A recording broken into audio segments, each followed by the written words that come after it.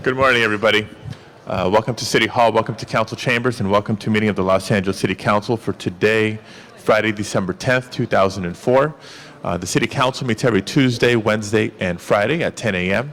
Meetings are open to the public, and we do invite you to join us. For members of the public unable to attend the council meetings, we can be viewed live on your cable station, Channel 35. We can also be viewed live via webcast from the city's homepage or heard via council phone. Members of the council, it is now 10:15 a.m. and we have 9 members present, one shy of a quorum. But this being Friday, as is customary, we do have a number of special presentations and introductions scheduled.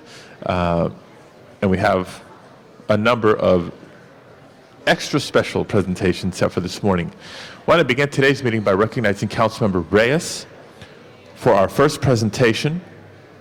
And after Mr. Reyes, he'll be followed by a special presentation by Councilmember Weiss with a special dignitary who's joining us, and then Councilmember Garcetti, if he's arrived, with a group of students who need to return to school. So let's start with Mr. Reyes. Yeah, I'm going to have to ask everyone to have a seat, please. Thank you. Good job, sir. All right. Thank you, Rick.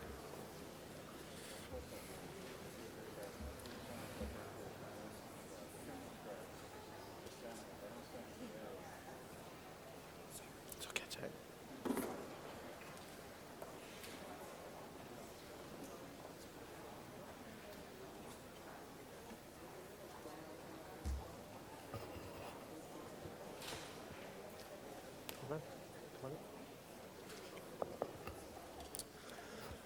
Good morning, buenos dias.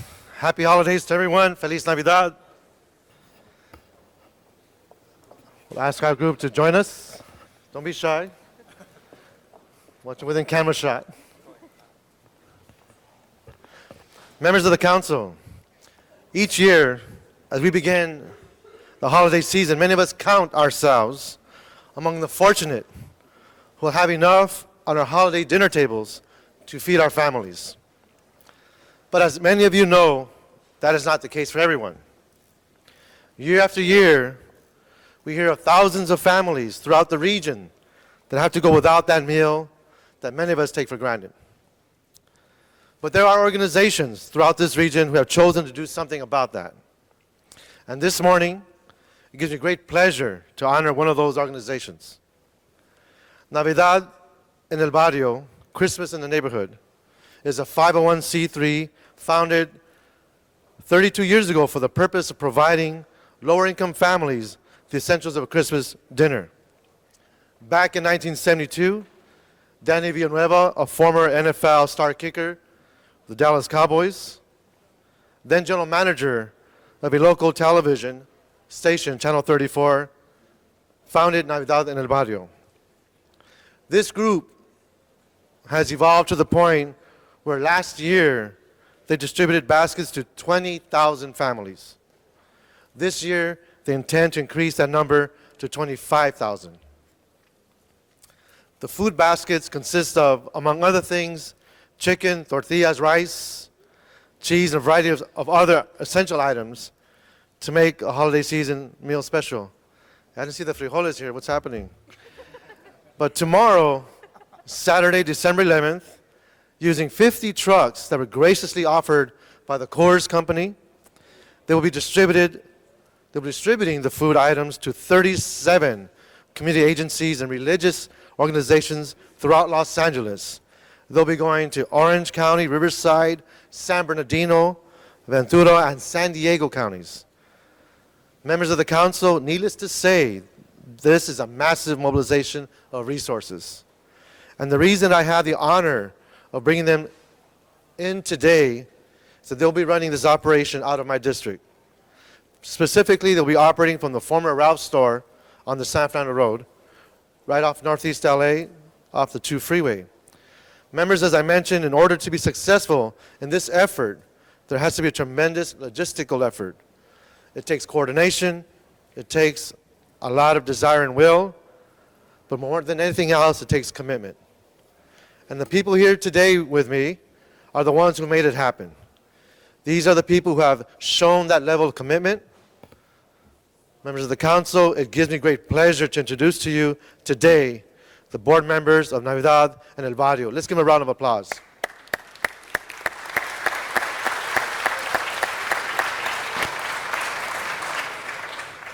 I'll be presenting each one a certificate, and I'd like to ask the Executive Director, Mr. John Flores, when he receives his, if he can share a few words with us. But first, I'd like to give this certificate to Pablo Guzman. Thank you, Pablo. Thank you, sir. Thank you. A good friend, fellow Bruin, who's been working so hard in many areas in our community, Irma Rodriguez.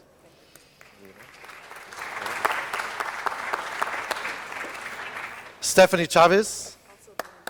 Also Bruin. All right. Gerald Gorea. Thank you, Gerald.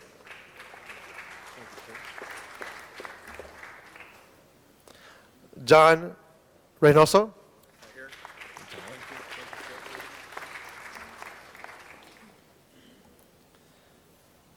Mr. Alex Gomez. Thank you, Alex. And I think Mr. John Flores' certificate's coming, but I'd like to ask Mr. John Flores to step up to the mic. Sir? We couldn't do this without the partners that we have, and one of them was mentioned, Coors Brewing Company, as well as this year Ralph's Grocery Store for loaning us the facility there on San Fernando Road. And we also like to think that the City Council is also a partner with us in this, because many of you before have supported us in various different ways when we've called on you. So we'd like to thank you very much. Like I said, the certificate was coming, and it's here. Mr. Flores, thank you. Council, on your desk, you'll find a pin. You'll find a card that gives more history of this great event. I welcome you. They'll be having a nice little gathering at the site this evening. And again, I wish you all Feliz Navidad. And thank you so much, Coors, Ralph's, and all the sponsors for the great work. Thank you so much.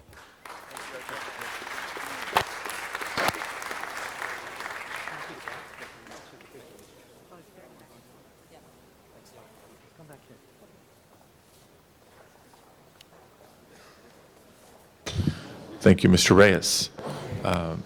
Colleagues, before proceeding to the next presentation, let me ask the clerk to please call the roll. Cardenas, Garcetti, Gruel, Hahn, Labange, Ludlow, Miskowski, Parks, Perry, Reyes, Smith, Villaraigosa, White, Stein, Padilla, 12 members present and a quorum, Mr. President. Thank you very much. The council is officially in session.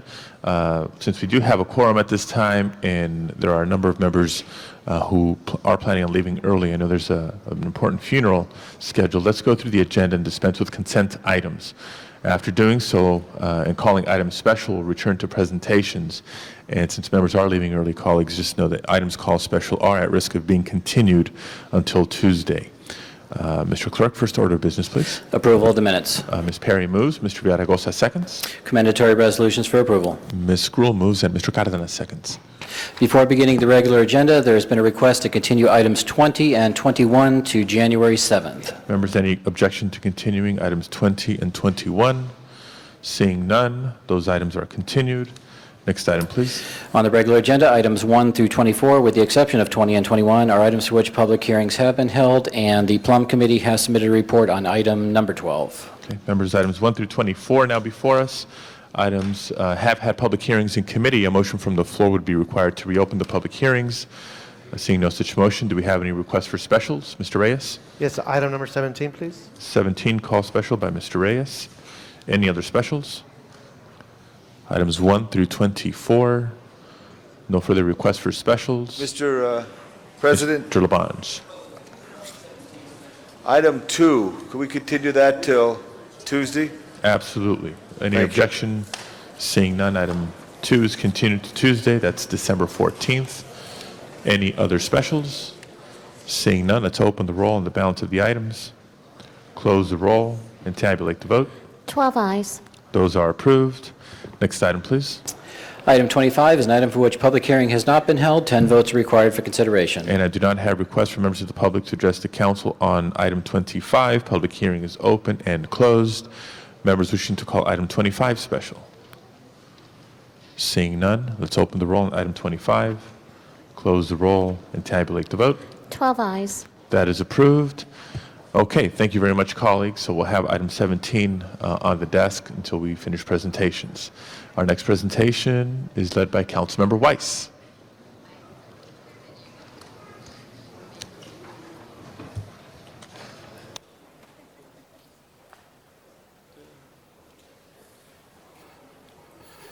Good morning, colleagues. Thank you very much, Mr. President. Colleagues, I'm very privileged today to have the honor of introducing to all of you and in joining you in formally welcoming to Los Angeles the new Consul General from the State of Israel, Ehud Danok. Welcome, Consul General Danok.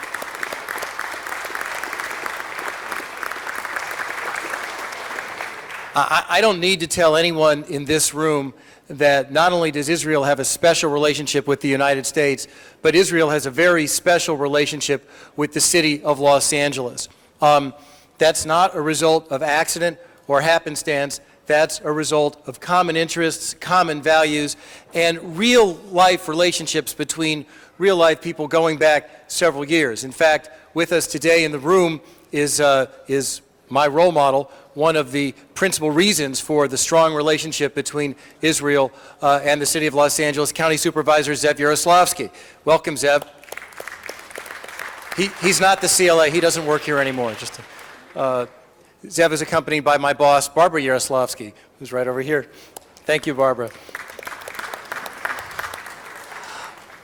But thanks to folks like Zev and Barbara and so many of all of our predecessors, the city of Los Angeles has developed a very tight bond with Israel. And this bond has endured over the years as Israel has changed as a result of immigration from several countries, and as Los Angeles has changed. And so as the faces of Los Angeles and Israel have changed and look different today than they did a generation or two ago, it is so wonderful that the relationship is as strong as it's ever been. Indeed, I think it is the strongest it has ever been. That is due in part to the great work of Ehud's predecessor, Yuval Rotem, whom all of you met and got to know over the years that he was here, ably representing his country. It is my hope and expectation that each and every one of you will have the opportunity to get to know Ehud and his family, who is in the middle of family exercise right here. Mickey is feeding Daphne, who has just woken up after being asleep for 2 hours. And you'll get to know them. Daphne's going to be a very lucky child. She's growing up in both Israel and Los Angeles. And as you get the chance to know this wonderful family over the next several years, you will come to know Israel in a very special and personal way, and that will be good for Los Angeles. It'll be good for Israel, and I'm just so delighted and privileged that Ehud is here today to formally meet the city of Los Angeles. So thank you very much, colleagues, and in a moment, after all of you have the chance to speak, we'll hear from the new Consul General. Okay. I know several members of the council wish to say a few words, but we also have a special guest with us, ladies and gentlemen, County Supervisor and a former colleague in this building, Zev Yaroslavsky. Let me ask him to say a few words on this presentation.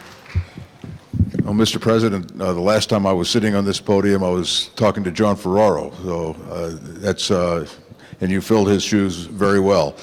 I'm honored to be here in this chamber to help welcome Ehud to Los Angeles. Many of you know that Los Angeles is the second largest Jewish community in the world, and as such it becomes one of the most important diplomatic posts for the State of Israel. And we've had a string of outstanding diplomats representing the State of Israel here in Los Angeles, and Ehud certainly fills that bill, and we look forward to working with you in the years ahead. And congratulations on your new baby, and welcome to your family, and make yourself feel right at home. Happy Hanukkah. Ms. Gruhl. Thank you, Mr. President, and welcome, Zev. You are always welcome in these chambers. And just want to welcome both of you and your lovely daughter. I teased them this morning that I have a boyfriend for them. He's 17 months old. But that you are so welcome in Los Angeles. You will learn that there's a great deal of warmth and support for the State of Israel here around this horseshoe, but in the entire city of Los Angeles. And that you can consider us part of your family, and that there are many issues and concerns and ideas that we have around this horseshoe that we look forward to working with you. And we've always had an excellent relationship with the Consul General, and know that you are going to be incredibly welcomed here. And so I just wanted to stand and welcome you personally, and on behalf of my constituents in my district, but also the city of Los Angeles. So welcome. Mr. Garcetti. Thank you very much, Mr. President. I also, too, wanted to reiterate what we shared upstairs and welcome you. I think Mr. Weiss neglected to say it's your 35th birthday today, or is it coming up in a couple days? Okay, very shortly. So it's great to have a young and dynamic leader who's accomplished so much in Israel to further the friendship between our city and the State of Israel, and know that this is a place that will always welcome you. We almost conduct some of our own foreign policy out of Los Angeles sometimes. We're the size of a small nation state, and we look forward to that sort of continuing relationship with Israel, with our very strong Jewish community here, more than a century and a half of Jewish settlement and Jewish involvement in this city. So congratulations, and we look forward to friendship and many years of good work together. Thank you. Mr. Zaragoza. Yes, I had the opportunity and the honor of sitting down with the Consul General yesterday for about an hour. We had a great conversation, not just about Israel, but about the great diversity of Los Angeles, his new family, my family, and the future of this city. And I can tell you that, as Zev said very well, I've had a relationship now with all of the Consul Generals of Israel since 1994, and they are all great diplomats, all ambassadors in many ways, and you have big shoes to fill, but after talking to you for an hour, I can tell you that you're more than ready to fill those shoes, and I look forward to a developing relationship with you and working on some of the endeavors that we talked about. Thank you. Mr. Cardenas. I've had the honor and the pleasure to meet Ehud earlier today, to welcome him to Los Angeles in 2 languages. I'd just like to let everybody know he's fluent in several languages, actually. And I think what a perfect fit for someone to come to Los Angeles to be a bridge between Israel, the United States, Los Angeles, and the entire community. And I use the word entire because the city of Los Angeles, second most spoken language here is Spanish. So I just want to say, bienvenido a Los Angeles, Ehud, and I know you know exactly what I'm saying. And I just want to say welcome, and we look forward to working with you. There are many, many endeavors that are already in place here, and I'm sure you're going to grow them and bring them to new heights. Congratulations. Mr. Zine.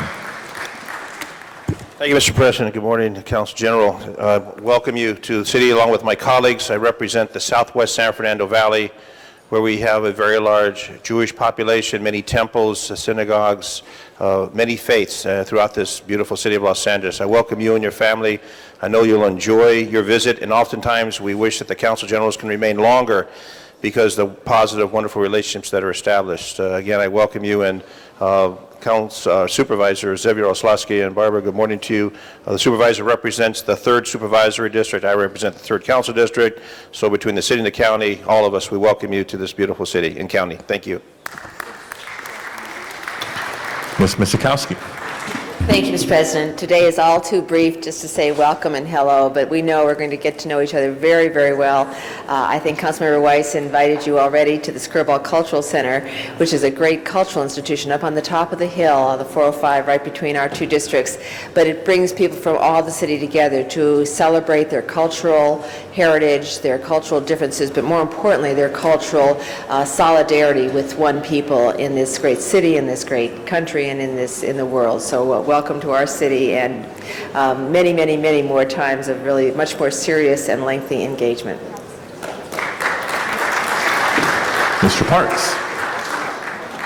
Thank you, Mr. Chair. Just want to welcome Council General, you and your family to Los Angeles, and also let you know that from the 8th District, we've had a long-term relationship with the Jewish community way back in the civil rights days, and certainly many pastors in our community and residents are looking forward to creating that similar relationship as we've had in the past.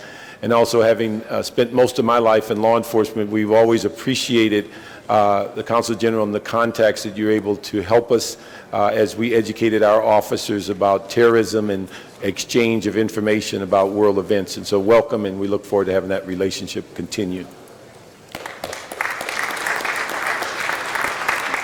Mr. Labange. Thank you very much. Council General, welcome to the great city of Los Angeles. Mr. Weiss, thank you for the reception this morning, and the beautiful weather we had here so you could see this great city that you're going to serve. Los Angeles is home to over 4 million people, and of them, 42% come from different parts of the world. And now we have you here serving your country here. We welcome you. As you know, next to New York City and Hong Kong, Los Angeles is home to more diplomats. And we certainly welcome you. I personally welcome you as president of the Sister Cities of Los Angeles, for Eilat, Israel, is one of our longest sister cities, and we look forward to working with you over the months and years ahead. Thank you very much. Mr. Reyes. Thank you, Council President. I just want to say welcome on behalf of District 1. Bienvenidos. On occasion, I'll be at community functions where we sit through anywhere between 8 to 13 national anthems, and reflects the great diversity of this great city. Some say certain parts of my district are like the Alice Island of the West.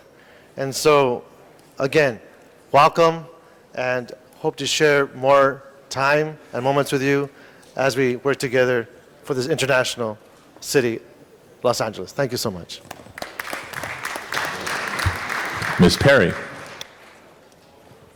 I think this might make it to 15 now, but I want to say welcome as well, and I hope that you'll be able to have some time so that I could take you on a tour of Skid Row and the southern part of the district to show you some of the economic development projects that we have done here in Los Angeles, and to discuss those issues that we have in common from Israel and from here, and maybe we can exchange ideas. And I'd like to spend that time with you if that's possible, and benefit from your experience as well.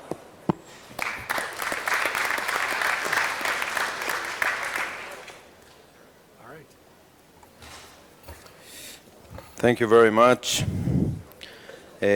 Consul Member Cardenas y Consul Member Reyes, no voy a poder hablar en español porque no todos se entienden aquí. Entonces nos hablemos en inglés ahora. Consul President Alex Padilla, Consul Member Jack Weiss, Supervisor Zev Yaroslavsky, here, honored members of the City Council. Thank you so much for your warm reception. It is truly a pleasure to be here today, and I'm deeply honored to stand in these chambers and receive this commendation. My family and I are very glad to make your city our new home for the coming years. The connection between Los Angeles and Israel has always been a strong one. I look forward to continuing this tradition with you. Although I've only been here a few weeks, I must admit that a few of the things I've seen here look very familiar. The weather reminds me of Israel, and the same goes for the landscape. Sometimes I even feel right at home with the way people drive here. And believe me, this is not the greatest of compliments. But seriously, what strikes me the most as a similarity between my home and your town is the multicultural nature of this city. Like in Israel, people here are from different places, speaking different languages with different accents, enjoying different cuisines, and all are fascinated by each other's communities and customs. When I hear people say with great pride that their family lived in Los Angeles for 3 generations, it also reminds me of Israel because we're both so young, the city of Los Angeles and the state of Israel. Los Angeles, like Israel, is a place built by immigrants. Both my grandparents immigrated to Israel from Yemen. My wife's roots are from Poland. Together we represent the strength of Israeli society. I need not say here how beneficial a multicultural society is. And I'm sure we all know how challenging and sometimes frustrating the day-to-day life is in a multifaceted society.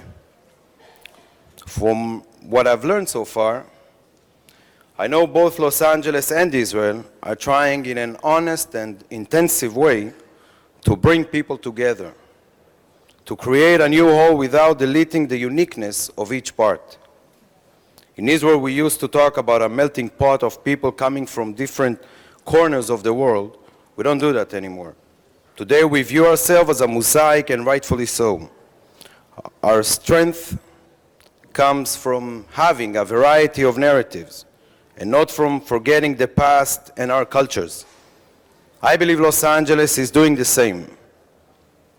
People who came from around the world to Israel brought with them a huge pool of talent and knowledge. Much of our success in the field of high-tech and biotech, academic studies, business, and agriculture was fueled by this influx of highly motivated new arrivals. We believe much more could have been achieved if it wasn't for the ongoing conflict in our region. Peace and stability could benefit not only Israel, but the region as a whole. Israel has been committed to achieving this goal, and we will continue to pursue it. As much as we follow the latest news, we should never lose sight of the fact that the scope of the conflict is narrowing all the time. We have good relations with 2 major neighbors, Jordan and Egypt, but we still have to resolve our bitter conflict with the Palestinians. Great changes need great leaders, and I'm sure you'll understand why there's cautious optimism in our region. If there's a willingness amongst our neighbors to accept our existence and settle for less than unreasonable demands, we could be one of the leading regions of the world. But the first condition is to forsake terror, violence, and extremist philosophies. My home in Israel is Tel Aviv, a city that has all the charm of Los Angeles. Seashores, sunny weather, big business, extensive culture, traffic jams, and no parking. I was very happy to learn that Los Angeles and Tel Aviv have been involved in a partnership for a very long time. Isn't it all about partnership? Learning from one another and finding the common ground which connect us. During my tenure here, I will aspire to enhance our business relations. I believe the potential of great cooperation exists, especially in the high-tech and the biotech industries. California has just decided to proceed with stem cell research. I don't know how many of you know that the Technion in the Israeli city of Haifa has one of the biggest number of stem cell lines in the world.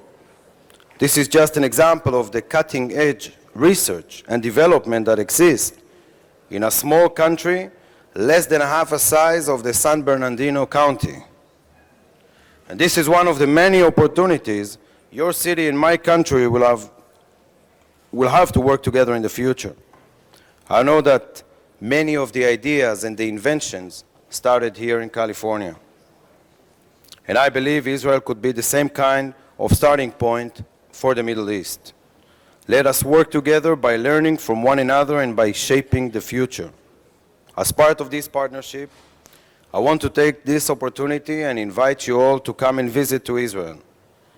There's no better way to get to know my country and indeed the whole region than actually going there. I know it is far, and I'm definitely not trying to hide the fact that it is about 17 hours flight.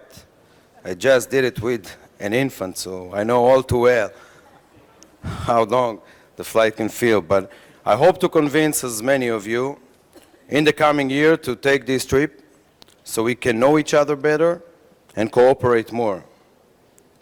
Come to experience the sanctity of Jerusalem and the mysticism of the Galilee, the vibrancy of Tel Aviv, and the sheer beauty of Eilat.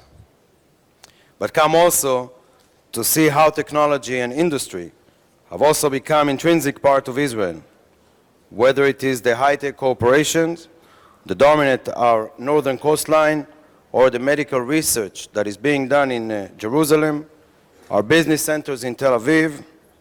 You will be inspired at how much potential there is for us to work together. I encourage all of you to come explore the many opportunities that exist.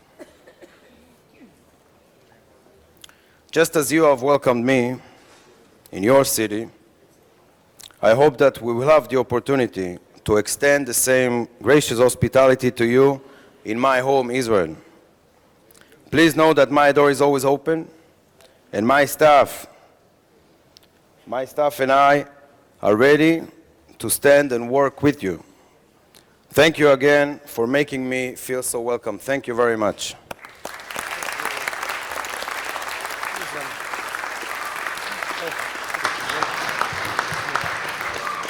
Thank you, Mr. President. Thank you, Mr. Weiss. Mr. Consul General, welcome to Los Angeles. For our next presentation, let me recognize Councilmember Labange. Mr. President, members, up here is coming right now is a giant of a man, and Jerry Gavey, who was the great engineer of our water system for the Department of Water and Power, is retiring after 37 and a half years of service to this great city. Started principally in the Bureau of Engineering, but transferred to the Department of Water and Power where his talents flourished like a snowpack drain in the spring in Owens Valley. Jerry is absolutely a wonderful city employee who has done such a great job in many different areas, was our principal liaison to the Metropolitan Water District, always had the city's interest in mind, and was very effective in trying to help us in many areas in our city of Los Angeles as it relates to the water system. And he's a great resident of the city of Los Angeles as well. He's very special, a great employee, a great man of faith, who travels the world in his vacation time to help others in Africa. He's truly an angel in the City of Angels. Yesterday at Water and Power, they had a packed auditorium, and everyone was there to salute Jerry and his service.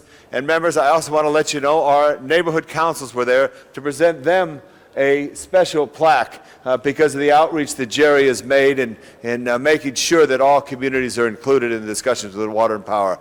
I just wanted to be here to stand with this great man and his lovely wife, Linda, and I'm joined with the great councilman who chairs the Committee of Natural Resources and Commerce, Mr. Cardenas, and I'd like to ask Mr. Cardenas to say a few words as we salute Jerry Gavey. Thank you. Thank you, Jerry. Thank you, Linda. Thank you very much. I just wanted to share with the citizens of Los Angeles how important this man is and how easy he makes it look for him to deliver such a precious resource to all of us. We really do take our water for granted, and the only way that we can do that is because of the men and women who bring it to us every single moment of the day, 365 days out of the year. If you look at the trail, not a trail of tears, but a trail of water going hundreds and hundreds of miles to get to our Los Angeles, it is a tremendous responsibility, and Jerry Gavey has done a wonderful job. At the ripe age of 37 and a half, as it says here on this resolution, wait a minute. No, it's 37 and a half years of service. Once again, another man who started off in the kindergarten program here in Los Angeles way back when they were hiring kindergartners to start their career in Los Angeles. I don't want to give away your age, trying to disguise it a little bit. But here we are giving a proper commendation to an individual, but not only an individual. I'd like to thank Linda for her long, long years of putting up with the service that he's rendered to us far beyond 40 hours a week. I know that personally. I know the commitment and dedication you've given it, Jerry. So I want to say thank you to you and your family, and I hope you enjoy yourselves wherever you go, whatever you do. But I bet wherever you go, you're always going to be tasting the water saying, not as good as LA. And you're right. Congratulations. Mr. Smith. Thank you, Mr. President. And Mr. Gateway, I just want to say I've had the pleasure of working with you around this building for about 20 years now or so. And I always felt when you came in talking for the Department of Water and Power, I was getting the straight story. You came in as a gentleman. You was a very honorable gentleman. You came in and said, here's the real story, the way we see it. And I don't think I ever had to worry about you not telling me the total story, the factual story, the real story, and trying to buffalo me ever, because I always had the greatest respect that when Gerald came over to see us, it was the real story and the honest approach to the problem, whatever it was we were dealing with. And proof of that came to me last year when we entered this contentious fight over the rate increase. And Mr. Cardenas and others in this council said, we want neighborhood councils involved with the Department of Water and Power. And they all went there very skeptical of the Department of Water and Power and whether they could even trust talking to you. And every one of them I talked to afterwards came back and said, that Gerald Gateway guy, he is a pretty straight shooter. We really appreciated negotiating with him because we really felt that he was being honest with us. And they didn't have that feeling walking in the door. And that is the feeling I've always had with you here, that I knew you were a straight shooter and you're an honest, decent man. And you're truly a great loss to the city because of your knowledge of that department, which is a very complex agency with complex concerns and problems. But you were always approached the job every single day you went there with the same attitude that you're going to do the best you could for the city of LA to bring us water and power. And you've done a magnificent job there. And this is truly one of those great losses to the city of LA. I hate to see you go, but I just can only wish you the best in retirement because you truly deserve it. So thank you for your service. God bless you. Ms. Misikowski. Thank you, Mr. President. Jerry, I think Tom talked about in terms of being a giant. You really, and Greg too, there is just such a solid history, solid conveyance of what DWP is about, what it stands for. I can't think of another person who's there today who stands as tall as you do in terms of that history. And I think the council 2 weeks ago or so did confirm a new general manager over there, but now I might have some doubts of his capability to continue, knowing that you're not going to be there to really be the stalwart support for him. But I know that you're going to be there because your love for that agency will transcend your retirement. But it's to know that you are there as someone to go to again and again and again. And I know that this has actually been delayed for a while so that you could carry on and carry through. There are a lot of people upon whom the rock of DWP has been built, and you are clearly one of the largest boulders in that assortment of that foundation. And those of us who've been here, like Greg and some of the others, for a very, very long time, and I'm sure yesterday at the DWP headquarters itself, you had those people, probably current and past, who recognize that legacy, and just wanted to say thank you. Thank you, Cindy. Those were nice words. I see the General Manager of Water Power is here. Mr. Deaton, could you just express? A couple of things. One is that, as most of you know, I started with the Department of Water and Power, and I left the department and came to the city about the time Jerry came to the city, and then Jerry left the city to go to the Department of Water and Power, and I'm a little suspicious now that moments after I get to Water and Power, he's leaving city government. But I'm sure it's all coincidental in all the last 35 or 40 years. Actually, I'm not wanting to speak as the general manager of the Department of Water and Power, even as the CLA's, as the ex-CLA, because most of my experience with Jerry was as CLA, and he is a person, but as a friend. I really consider Jerry a friend.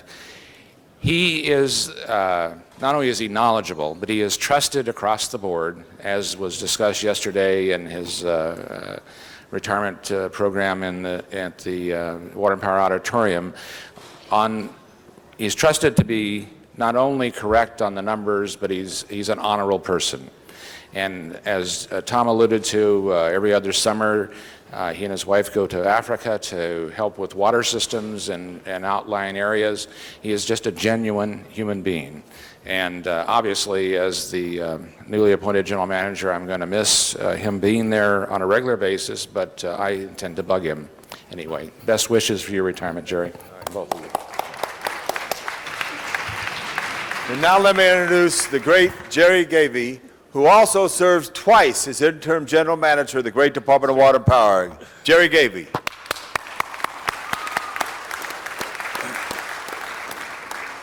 Thank you. It's been a real privilege to serve in the city of Los Angeles, and I really do consider that as what I have done. I think I've had the highest compliment paid me by Brian Darcy after a discussion a few weeks ago, the last one I had with him, when he said, "You're truly a dedicated civil servant," and that's what I've tried to do through my career, is be here for the people of Los Angeles. I have enjoyed it. I've had a tremendous career. I've learned a lot. I've worked hard, but it's been very fulfilling. And I intend to stay in the city of Los Angeles, and my friends in the neighborhood councils have almost twisted my arm to get involved. So you may see me again in a different role. Thank you so much for the 37 and a half years of support you've given us, and all of the many employees of Los Angeles who are very dedicated, our employees of Water and Power. All of them deserve credit for the job they do keeping this city going. So thank you so much.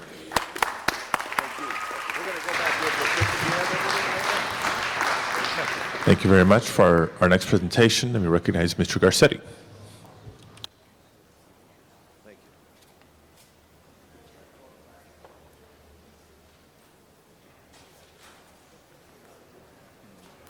Good morning, and thank you, Mr. President. There are a couple other presentations I'm going to be making in a little bit, one for our annual Music Week and one for International Human Rights Day. But before that, we have a group of students that needs to get to a parade in Disneyland. So I want to welcome WOW, the Wonderful Outdoor World group, forward. This group of young people from throughout the city will be actually joining the 2005 Rose Parade as part of one of the equestrian groups that will be there representing our city and representing all the joy that that event brings, not only to Los Angeles, but this entire country, indeed broadcast throughout the world.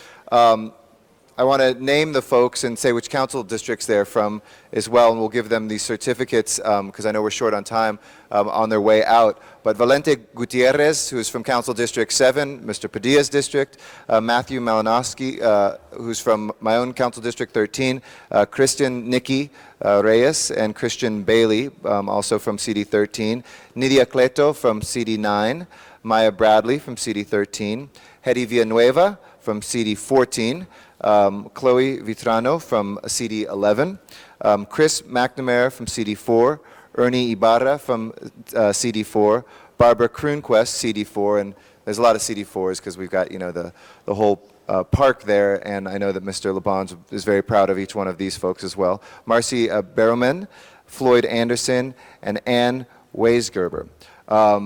It is my pleasure to honor the WOW, Wonderful Outdoor World Equestrian Group, and to help me in doing this is our great general manager from the Recreation and Parks Department, Mr. John Muckery. So please give all of these honorees a round of applause as we welcome our general manager forward.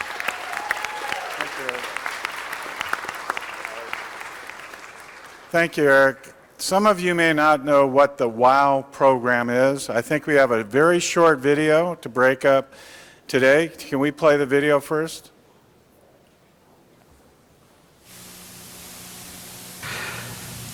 Camping is one of the most memorable experiences of childhood. Through camping and outdoor adventures, one learns to pitch a tent, cook, catch a fish, and watch for shooting stars. With today's changing family structures and urban lifestyles, many of today's young people grow up without the exposure to the world outside their doors.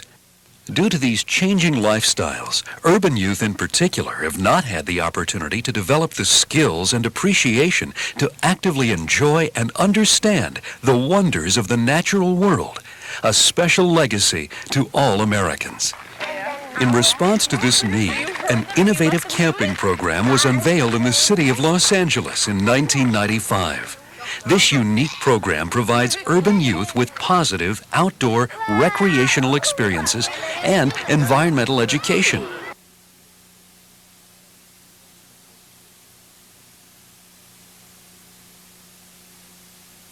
This program is called WOW, Wonderful Outdoor World.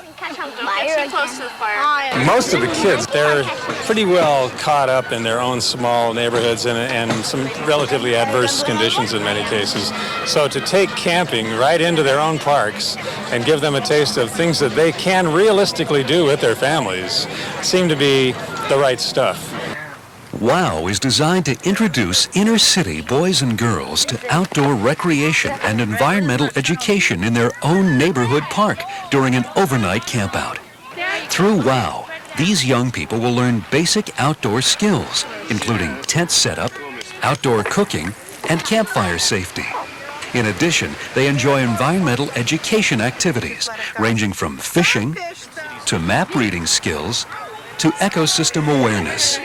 A campout full of fun.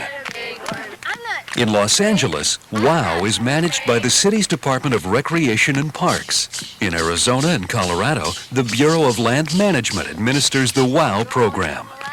National WOW sponsors, together with an ever-growing number of generous corporate and local sponsors, have pooled their resources and creative talents to launch WOW. Thank you for paying attention to that short video. I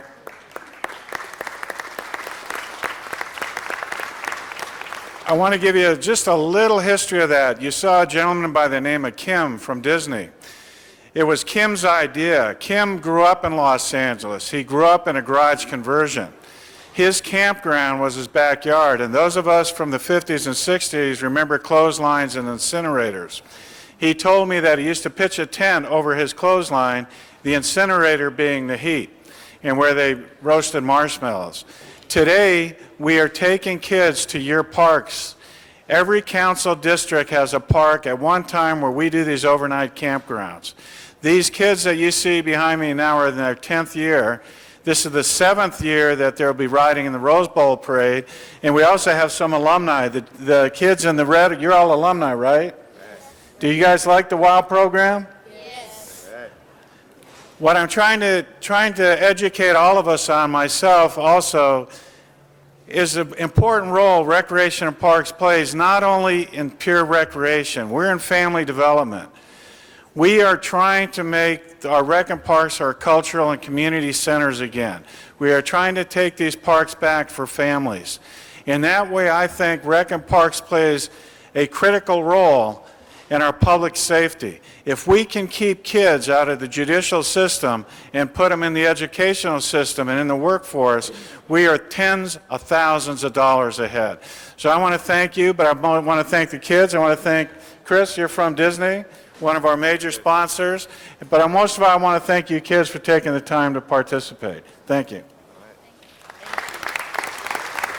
Thank you very much, Madam President. And if you'll just follow me, everybody, we'll take a picture together in the back, and we'll give you your certificates. And then you can go to Disneyland. Thank you, Mr. Garcetti.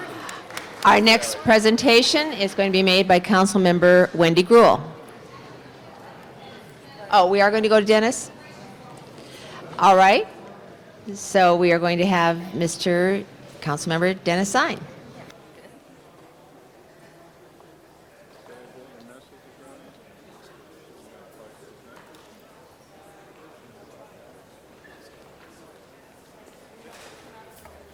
Thank you, Madam President, and thank you, Councilmember Gruhl.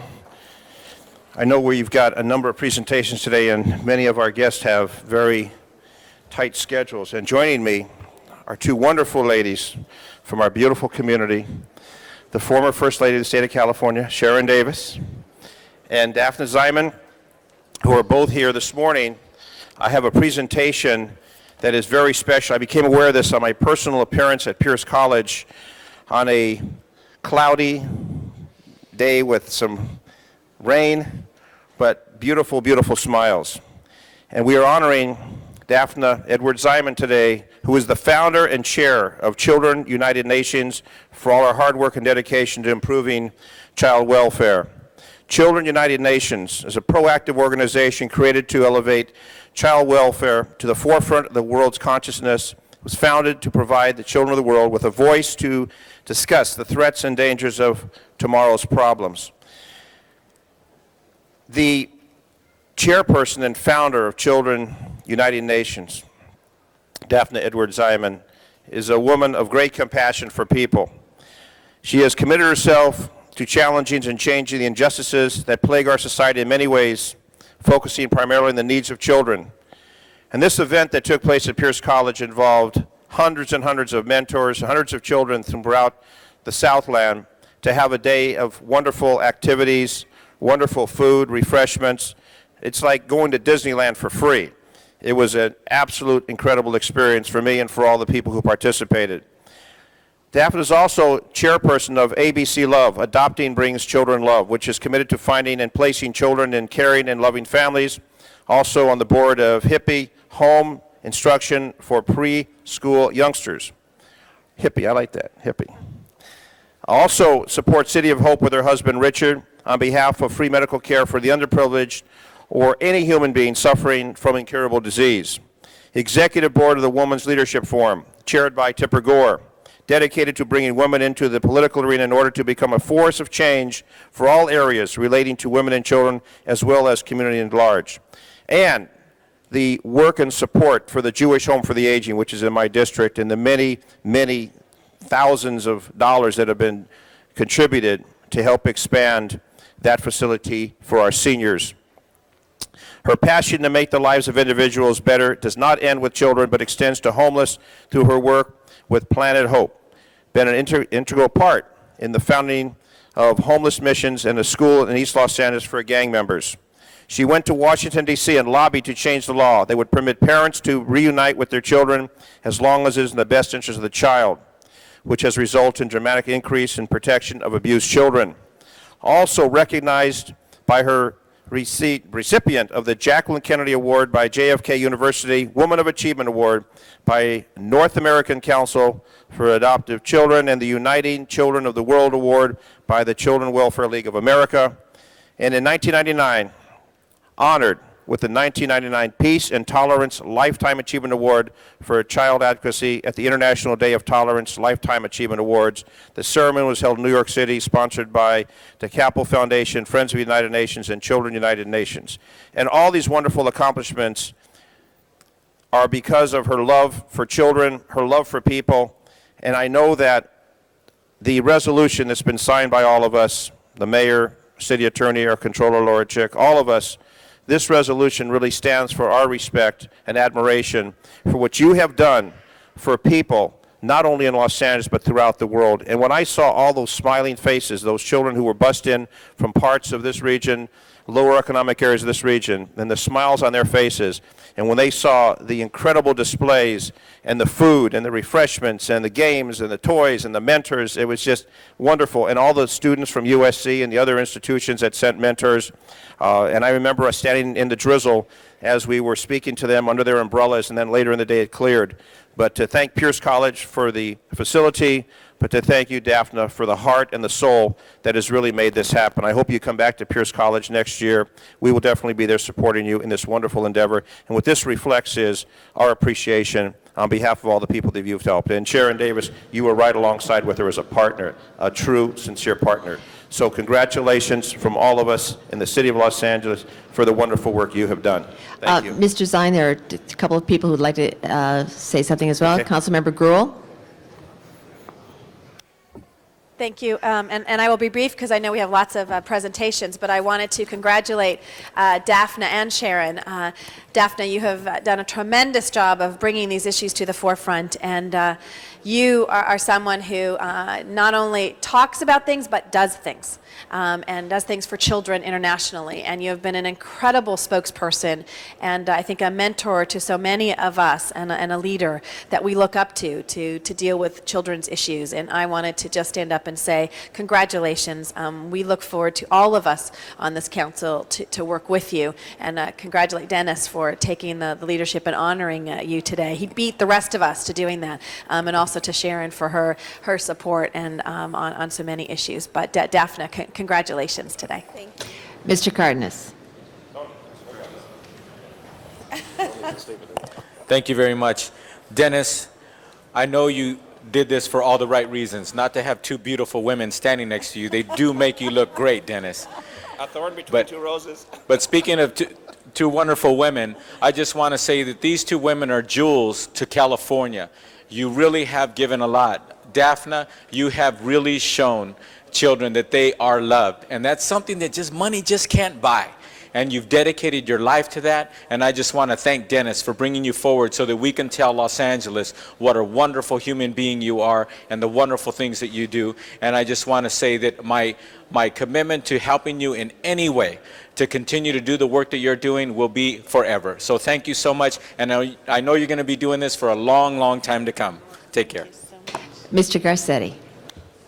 Thank you, Madam President. As Council President Padilla just pointed out, not only are they two of the most beautiful women in the state, but you're two Democrats next to this Republican, so you got to work on him and do whatever you can to continue bringing him into the fold. He calls himself a Republicrat, so we're on the road. I just wanted to say congratulations as well, both to Daphne and also Sharon, to thank you for your extraordinary work. And the city attorney, if I talked anything and tried to lobby about it, would tell me to stop talking. But as a point of information to all my colleagues, we are looking in our reprogramming at a $100,000 grant to Children Uniting Nations in our block grant reprogramming, and I know that we'll be looking at that very closely, and we just really appreciate the extraordinary work that you're doing, reinvesting hope into so many children that are born with so very little hope here in this city and thrown into a system in which they have very few glimmers of getting out of that. But you have not only given them that glimmer, you have taken them the pathway to that light, and for that we thank you today. Thank you. First of all, I really appreciate being here today. It means a great deal to Children Uniting Nations, to me, and I know to Sharon. I want to thank you all at the City Council for recognizing that it is so important for us to come together and to work on behalf of our most vulnerable children in our community. You know, earlier when I saw the Consul General from Israel having his little baby daughter, Daphne, which is my name too, I couldn't help but think that we watch a child born and we see the miracle of life. And we wait until the child's eyes open up, because in those eyes we see the hope of the world. There is nothing more devastating to any of us when that hopefulness turns to hopelessness. And Sharon Davis and Gray Davis, when he was governor, made it a point to make sure that we do everything in our power to bring a responsible adult to become a mentor to those children who have nobody in their lives except for a revolving door of people who are paid to be there. And it is a responsibility that all of us have as a community and as a family, because the family that we used to know of the father and the mother and the 2.2 children doesn't live here anymore. This is a community of single parents. This is a community of children who are parentless. And your responsibility, as is mine and as is Sharon, to become the family for these children. And I'm so thrilled that we are here today, because I'm asking everyone in the city of Los Angeles to reach out and make it a part of a cultural conscience to reach out to one child who has nobody, a child who nobody remembers that child's birthday. This is what the Day of the Child is about. And we are now paving the way to create mentoring centers in the schools so we can get academic mentors to those children, those foster children and homeless children that feel like an alien in the classroom. And those are the population, that's the population that draws down on the test scores that allows us to get the benefit of federal funding in the first place. So not only is it a moral issue, but it's a smart issue and a financial issue for this city. So I can't tell you how appreciative I am that the City Council has taken a first step forward to make this happen in a serious way and become partners in making sure that every child has somebody in this community who cares about them. Thank you, Dennis, so much for allowing me to come here and for coming to the Day of the Child. It meant so much to us. And I'm inviting all of you to the next Day of the Child. Thank you so much. Thank you, Daphne. Thank you, Mr. Zine. Let's come back here. Now we will hear from Councilmember Wendy Gruhl.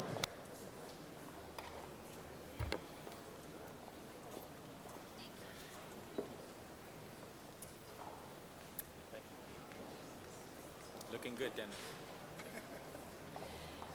Thank you, Madam President, and I'm joined by Councilmember Cardenas, and I wanted to ask Councilmember Perry and Councilmember Smith to come up as well. This is on BTAC, Greg. I promise, I'm not getting you in anything in trouble. And if we could have all of the BTAC members, I know most of them are standing in the back and some sitting, and I know we have some in the representatives from Office of Finance. We'd like to have them come up as well. Colleagues, you know that we have adopted a landmark legislation with the leadership of my colleague, Councilmember Cardenas. Councilmember Garcetti, I forgot to ask you to come up. And my partner in crime, Councilmember Eric Garcetti, and Jan Perry, who served on the first ad hoc committee, as well as Tom LaBonge, who had to leave for a funeral but similarly wanted to send his regards, as well as Councilmember Bernard Parks, who is one of the co-chairs of the Business Tax Advisory Committee.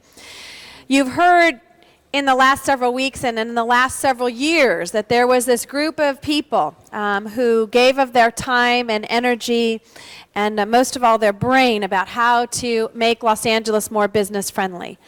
They started in 1999. They thought they were going to sunset, I think, a year ago. We convinced them that their work was not done, and for hanging in there to make sure that they demonstrated their leadership in making business tax reform a reality. And, before I forget, I'm sorry, I'm going to interrupt. Leslie, in my bag is the VICA thing that I want to show everyone that we got yesterday. But it is our pleasure today to recognize the members of BTAC who have really, again, demonstrated a real commitment to the city and given of their time and effort and gone through pages and pages of a very long business tax system that we have in the city of Los Angeles. And yesterday, my colleagues, we were given by VICA a lovely plaque. Except it's missing half of it. And they said to us that we've done our work on reforming business tax halfway. And they'll give us the other side of this plaque when we finish our work, Mr. Fujioka. So know that we have a lot more to do. It was a very good idea. It was quite hilarious. But they have all been testifying before this committee, before the ad hoc committee, before Budget and Finance, and before the City Council. And we owe a great debt of gratitude for all of them. I'm going to list all of their names in a moment, and we'll present the certificates in the back. But I'd like to ask my colleagues to say a few words as well before we acknowledge the two co-chairs who we'd like to ask to say a few words. So Councilmember Cardenas, the chair of our committee. Thank you very much, Wendy Gruhl. I've been honored to chair the Business Tax Reform Committee. Wendy Gruhl chaired that committee very ably and brought this to the point where we were able to just close it down and bring it home the way we did this year in 2004. I made a commitment to the business community when I was running for office that we would reform business taxes in the city of Los Angeles. With all due respect, We've heard mayors talk about it before. We've heard council members who have come and gone talk about that. Well, as a matter of fact, you probably have never heard a politician ever say that they're not going to reduce taxes. Let me just put it that way. But I'd just like to say thank you to our colleagues who are on the council today by unanimously passing this proposal over the last 2 weeks, and a comprehensive proposal where we're willing to bite the bullet to the tune of over $80 million when this package is fully implemented. That says a lot about the fact that Los Angeles is back in business. And I'd also like to thank our mayor, James Hahn, for telling me in a meeting when we're talking about cutting $100,000 across the board, we're talking about a 15% across the board, we're talking about industries such as Hollywood getting the respect that they deserve from this city, and he said, bring it on. And we brought it on to him, he signed it, he was the mayor, one of the several mayors who talked about it, but he's the mayor who actually got it signed along with us. I'd like to bring up one more point. I'd like to give Mr. Fujioka some credit for his creativity about halves. Who has the half dollar? Did he, Jack? Yeah. This half dollar, like Wendy's plaque and the plaque they gave Eric and myself, these halves will meet. And it's our commitment to the people of Los Angeles. Notice I said people of Los Angeles, not just the businesses of Los Angeles. This community committee of business folks really believes in Los Angeles as a whole, not just about business. They believe in all of us. So I want to thank them along with Wendy and our colleagues. I want to thank them for putting thousands of their free time, thousands of hours of their free time into this process that has been going on for well over 5 years formally. I want to thank you for helping us see the vision and bringing this to fruition. And these dollars will meet. Bill, you have the other half of this, right? This dollar will meet, and it will meet while we're still here. Thank you. Thank you. Thank you, Mr. Cardenas. I'd like to ask Councilmember Garcetti to say a few words. These visuals give whole new meanings to haves and haves not. I wanted to thank everybody standing behind me. We're honoring BTAC today, along with the city family, CAO, the Office of Finance, the CLA, who made this possible. You, men and women behind me, have dedicated your time and given extraordinarily of yourselves, of your minds, of your hearts to making this happen today. To the 60% of LA businesses who will see their business tax obliterated, gone, hopefully never to come back. We thank you for your support, your employees, the words that we heard from labor, from community groups that made this all possible. And those numbers that we have embedded, as Bill was talking about upstairs, have a lot of work to make sure that we actually hit those targets. So our work is going to be continuous. I want to thank the leadership of Council Members Gruhl and Cardenas and Smith and Parks and LaBonge and Perry, everybody who really just jumped on this with a passion that we have seen in past years, but not with the execution. And that is really what makes the difference. Let's not stop executing, and thank you all to the BTAC as well. Thank you. I'd like to ask Councilmember Greg Smith, also a member of this committee and who has spoken out strongly about particularly bad debt issues. So that's going to be your one. How's your bad debt? How's my debts doing? Before I begin, I was just pointed out by Mr. Walker that the tearing of a bill is a federal offense, and so would Sergeant Arms please take Mr. Fujioka into custody, please. It's a federal offense, Bill. It's done. Okay. I do want to commend also my colleagues, Mr. Cardenas and certainly Ms. Gruhl, who the two chairs of this committee that shepherded it through the council and got it done. But we would be remiss if we didn't say that there's a bunch of people standing behind us here today that we're going to congratulate. They were given an assignment 5 years ago, and too often the blue ribbon panels around here meet, they prepare a report, we put it on a shelf somewhere and it gets lost. But through their tenacious attitude, that their original meetings, which went on for weeks, turned into months, months turned into years, and 5 years later, we actually do have business tax reform because a group of citizens said, this isn't going to be one of those reports that disappears, this is going to take effect and go into law, and we're really going to do what everybody promised around here and bring business tax reform to the city of Los Angeles, open up the city of Los Angeles to anyone that wants to come here and know that they can compete if they're entrepreneurs, they can compete on an equal level with anyone around our city of LA. And I think it's a tremendous great accomplishment that will go down in history, and that these people here today can be proud of for the rest of their lives, that they made a true difference in a city like the city of Los Angeles. So to those citizens who invested thousands and thousands of hours of their time, their intelligence, their ideas, some of which didn't work, some of which did work, that brought us to this point today. We would have never been here today had it not been for these gentlemen and ladies back here that gave of their time so generously to make Los Angeles a truly great business capital of the world. So thank you from the bottom of my heart for all you did. And last but not least, our colleague Jan Perry, who again was on that first committee. And I want to thank Councilmember Padilla, who, when I went to him early on after BTEC, said it was very important to set up this committee, and he established it, which I think allowed us to, and I know Mr. Cardenas and I have big plans to have it continue in a different form here in the city of Los Angeles. But Jan Perry was there on the ground. So Jan Perry. Thanks very much, Wendy, and congratulations to all of the committee members. And I am so pleased over this package of reforms. It's sound, it's well-reasoned, and it had long, detailed, practical, and real-life input. So I know that we will prevail, and this is a good first step. And I want to give special thanks to these three of the individuals, and I hope I don't miss anybody in the crowd behind us, whom I deal with all the time, and know that they always have their finger on the pulse of what it means to be a small, independently owned and operated. Steve Kaplan, Steve Needleman, and Michael Banner, who brings a special perspective, a public-private perspective. And I want to say personally that I appreciate, as everyone else has said, the many hours of time that you gave up to bring us to this day. Thank you so much. And also, wanting to stand with you is Councilmember Ed Reyes, who I think standing where he is can still. Thank you, Council President. First, I want to thank my colleagues. You took the bull by the horns, been talking about this for years and years and years, and you finally just took a firm stand and made it happen.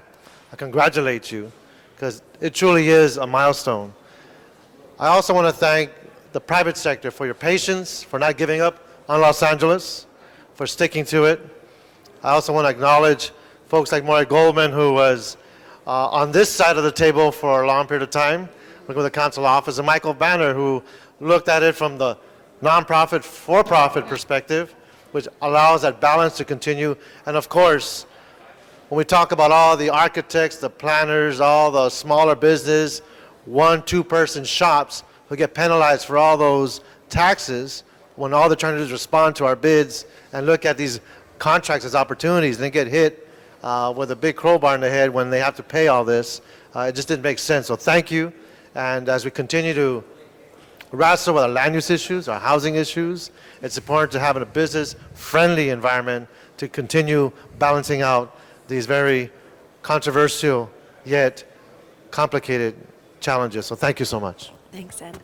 Thank you, Ed. And colleagues, you know, all of these individuals that I'm going to name now have a lot of free time on their hands. So all of those other committees and issues we want to deal with, they're ready, willing, and able. Yeah, they're lined up.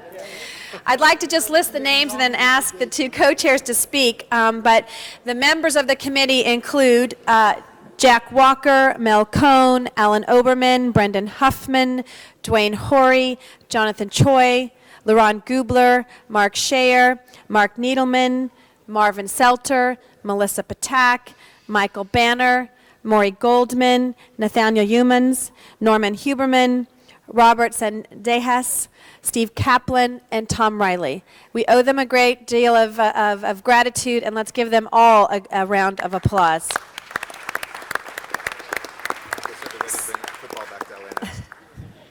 I'd like Mel Cohn and Jack Walker to come forward. We'll present the proclamations to them here and the rest in the back room, but also for them to say a few words. Whoever would like to go first. Which one? No? Go ahead. No? Go ahead. Please say a few words. Yeah, Mel's They're both kind of retiring in there. First, I'd really like to thank this body for two things. One, forming the Business Tax Advisory Committee. I think that was great insight involving businesses combined with government. And second, I'd like to thank all of you for your appointments. what made up the Business Tax Advisory Committee and the success of it were the individual appointees which you made, who were very smart, they were creative, talented, they were very persistent, and we really were able to accomplish our goal over the past 5 years. So I thank you for making the people that comprised our group and were able to succeed. Thank you. Thank you.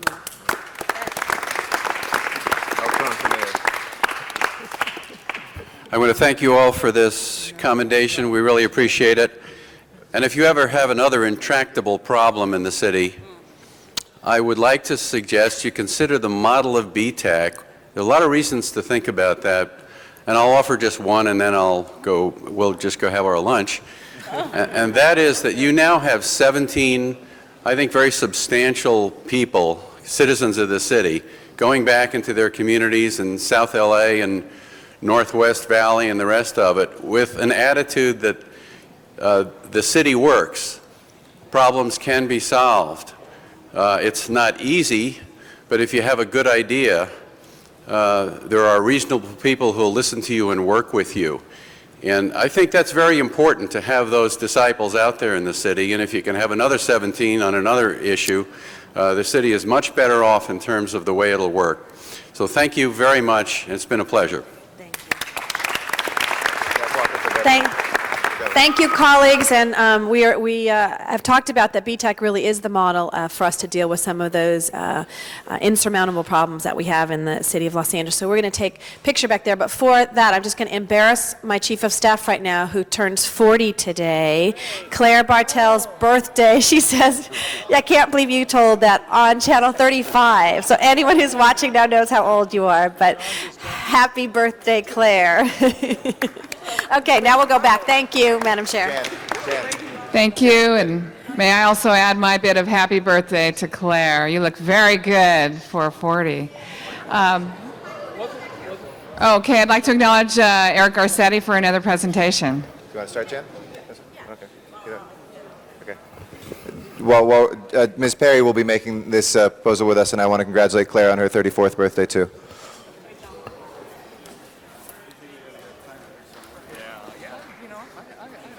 Okay, you guys ready?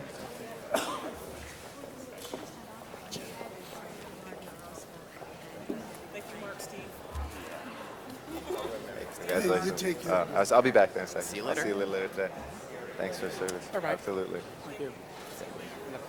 Thanks. I'll see you before. Happy holidays, too. Okay. Hey, congratulations. Thanks for all your NFL, support. baby. Yeah. NFL. Yeah. It's good to see you. Thanks for all your help. Absolutely.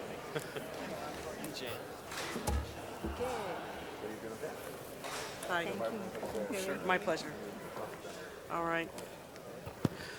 Thank you very much, Madam Chair. It's my pleasure. Are we okay?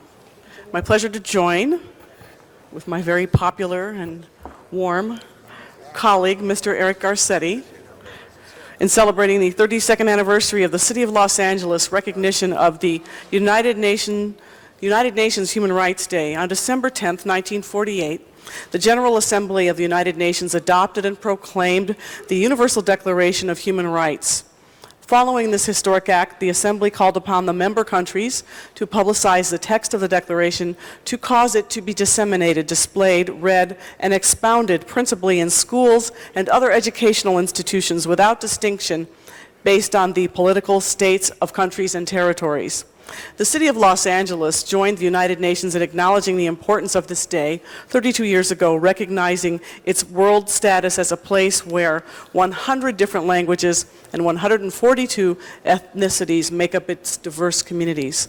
Today is the 56th anniversary of this important day in our world history, and I am proud that the City of Los Angeles continues to be a partner in celebrating, promoting, and recognizing Human Rights Day. It is a day that celebrates our differences and embraces our similarities. While today has been proclaimed Human Rights Day in our city, I hope we all celebrate each and every day as Human Rights Day, cherishing and celebrating our great diversity and our status as one of the most multicultural cities in the world. And I want to say special thanks to Norma Foster for making this celebration possible on a yearly basis here in our city. And with that, I'd like to ask Mr. Garcetti if he'd like to say a few words. Thank you so much, Ms. Perry, and thank you to all the folks that are here today to celebrate what to me is one of my favorite days of the year. It's something that is known in many places in the world, but not known enough, and so whatever effort we can do to make people know that December 10th is International Human Rights Day, I think is time well spent. Before coming to this city council, I was a teacher, and the first class I ever taught was on human rights, and it was my favorite course from beginning to end.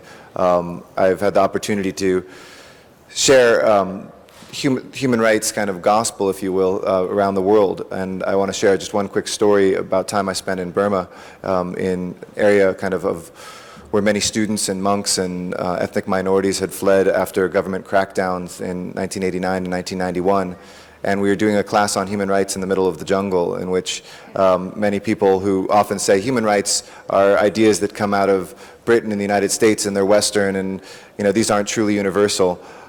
Standing in that hot, humid sun in the middle of the jungle, I will always remember one young man who said that you all in America know what freedom is. You've tasted it, and I want to taste that too. And that innate need and motivation of each one of us as human beings to have our rights protected and to have our aspirations furthered, which is what the Universal Declaration of Human Rights is, after all about, is so fundamental to our existence that long before we ever codified it, it existed in our aspirations and in human civilization as well. So I want to thank Ms. Perry for having this recognition today, and also Norma Foster and everybody around me, and I know Norma will be introducing them, but happy Human Rights Day. Let us redouble our efforts at a time we so badly need it in this city and this world. And with that, I know Mr. Garcetti would join me in presenting this proclamation that was prepared by the Mayor's Office and signed by all 15 council members, that proclaims today, December the 10th, 2004, as Human Rights Day here in the city of Los Angeles. Thank you so much for what you have done every year, and I think you'd like to say a few words. Thank you. Yes. Thank you very much. Yeah, would you be so kind? Thank you very much. Thank you, council members Jan Perry and Eric Garcetti. We appreciate the Mayor of Los Angeles and the City Council for continuing the tradition of recognizing Human Rights Day annually with our United Nations Association Pacific Los Angeles chapter through a resolution that was passed on May 22, 1972. This formally acknowledged Los Angeles as a world city under the United Nations Charter. Under the leadership of Eleanor Roosevelt, the United Nations Universal Declaration of Human Rights was drafted in the United Nations Commission on Human Rights and adopted by the United Nations General Assembly on December 10, 1948. Based in part on the United States Bill of Rights, its 30 articles cover civil, political, economic, social, and cultural affairs and the rights of all peoples. People and nations that uphold human rights are building a solid foundation for peace. We appreciate the many youth, human rights groups, and United Nations non-governmental organizations who are with us here today. And we would like to formally invite you to visit the information tables in the rotunda, which will be open to everyone until 2 p.m. Most importantly, we would like to thank our board members who are here, Dr. Geraldine Washington, President of the NAACP, Ted Lutzinger, Citizens for Global Solutions, Sherry Reuter, Women's Federation for World Peace, Tesfaye Abagaz, World City LA, Joan Collins Carey, producer and past SIGGRAPH board member and president, Attorney Ronald Silverton, Sister Gita of the Brahma Kumaris World Spiritual Organization, Randy Dobbs representing the Baha'i community, Mary Shuttleworth, Director of Human Rights, Youth for Human Rights International, and Matthew Rosenthal, the Institute for the Study and Prevention of Hate Crimes.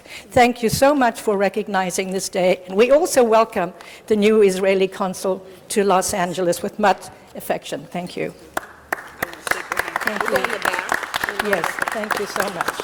Thank you very much. Thank you. Thank you very much. Oh, you have one more. All right, go ahead.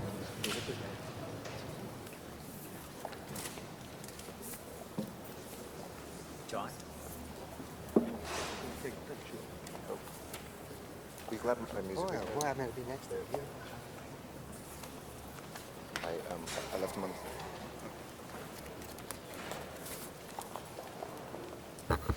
Thank you, Madam President.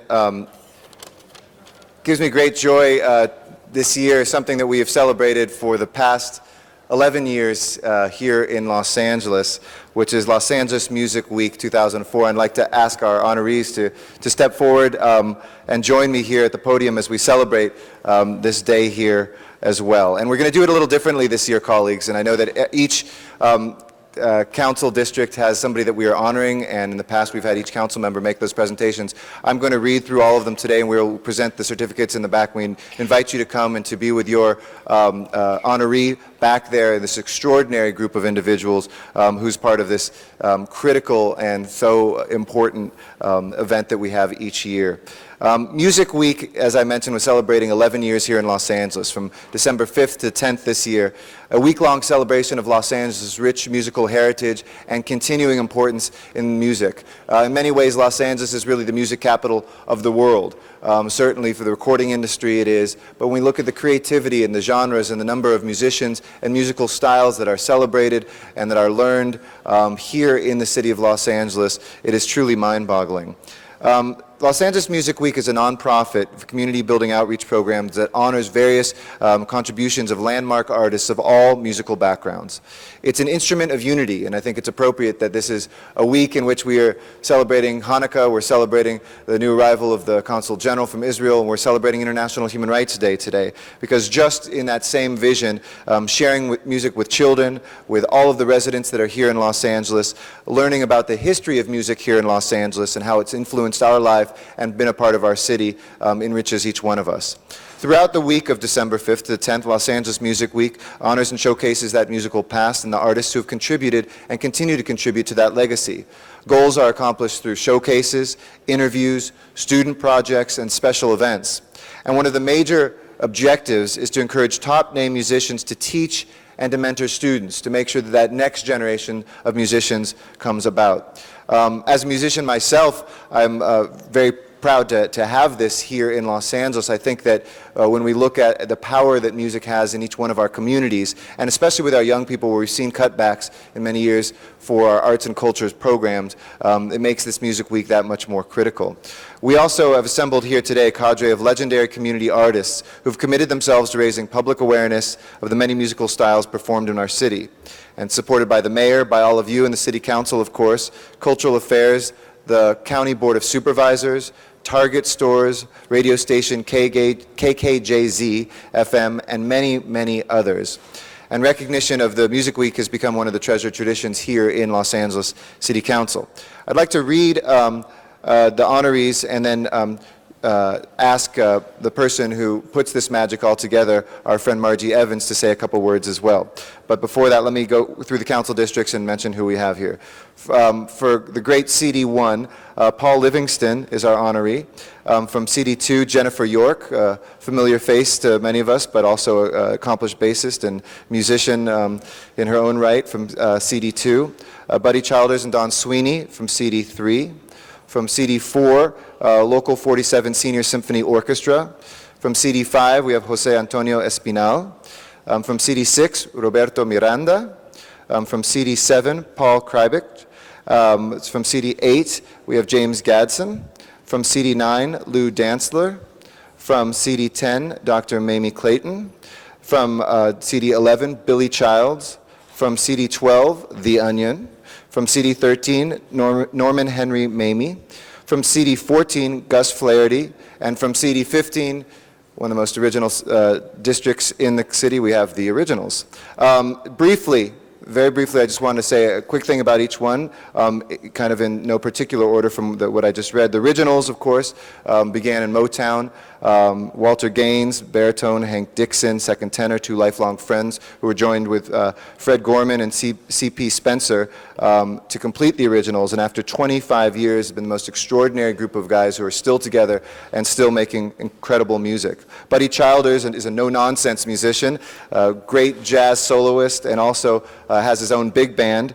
Somebody who plays from and speaks from his heart and continues to play both lead and jazz trumpet at its very best, played with all kinds of folks. Anybody who can lead the Sinatra Brass Quintet, play along with Basie, Woody Herman, Tommy Dorsey, Benny Goodman, etc., is truly a great, not only by his collaborations, but in his own right. Roberto Miranda is a outstanding percussionist, recorded with folks like Kenny Burrell, John Carter, Michael McDaniel, and the list goes on and on.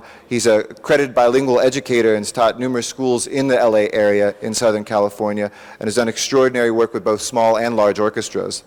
Jennifer York is the familiar face, one of only 3 women who broadcast from a helicopter here in Los Angeles, KTLA, of course, and as an assistant producer on Good Morning America in the past, and she's had her hand in many things from the Grammy Awards to the American Music Awards, but is also a professional electric and acoustic bassist as well. She has an all-female jazz group, the York Quartet.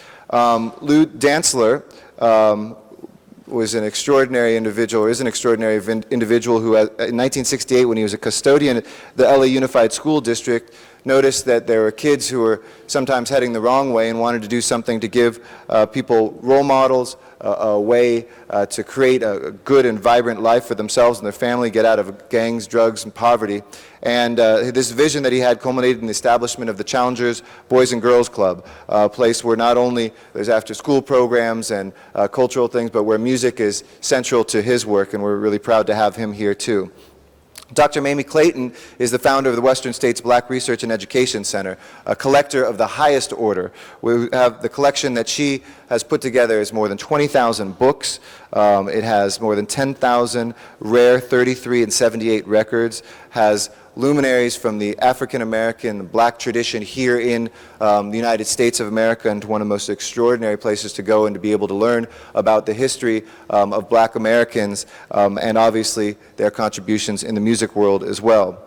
Gus Flaherty is an LA native. He's composed and produced music for television, everything from honoring of Prince Charles at the London Royal Philharmonic Orchestra to a whole host of Latin style from tango, salsa, cumbia, mambo, rumba, samba, cha-cha, etc. And he, together with Herman Velarde, have put together Tango Fiesta, which features emerging music of different ethnic and musical styles, and nicely put here, avoiding what many call, quote, world music.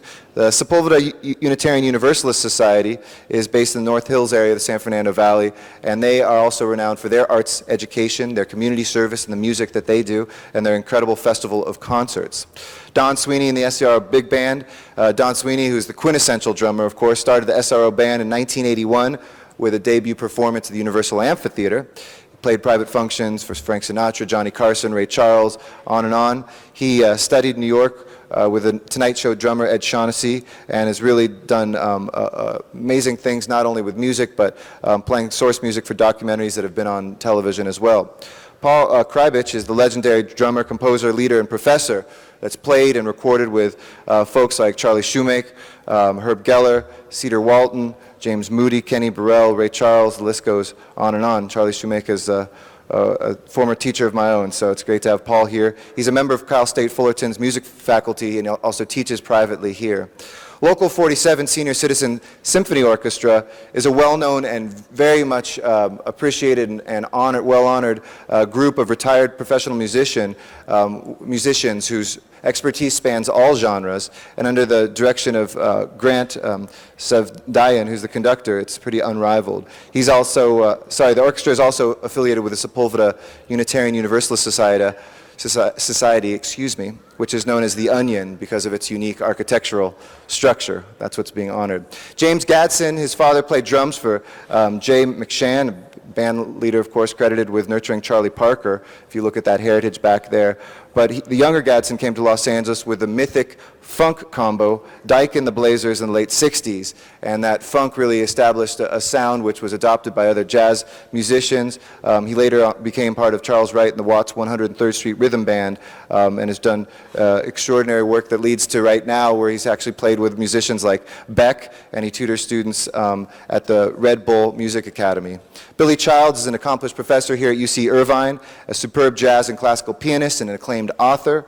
He is well renowned not only for his composing, but his arranging, orchestrating, and his trademark commissions. And he's done soundtrack recordings and a number of other works with well-known groups like the LA Philharmonic right here and the New Century Chamber Orchestra, the Dorian Wind Quintet.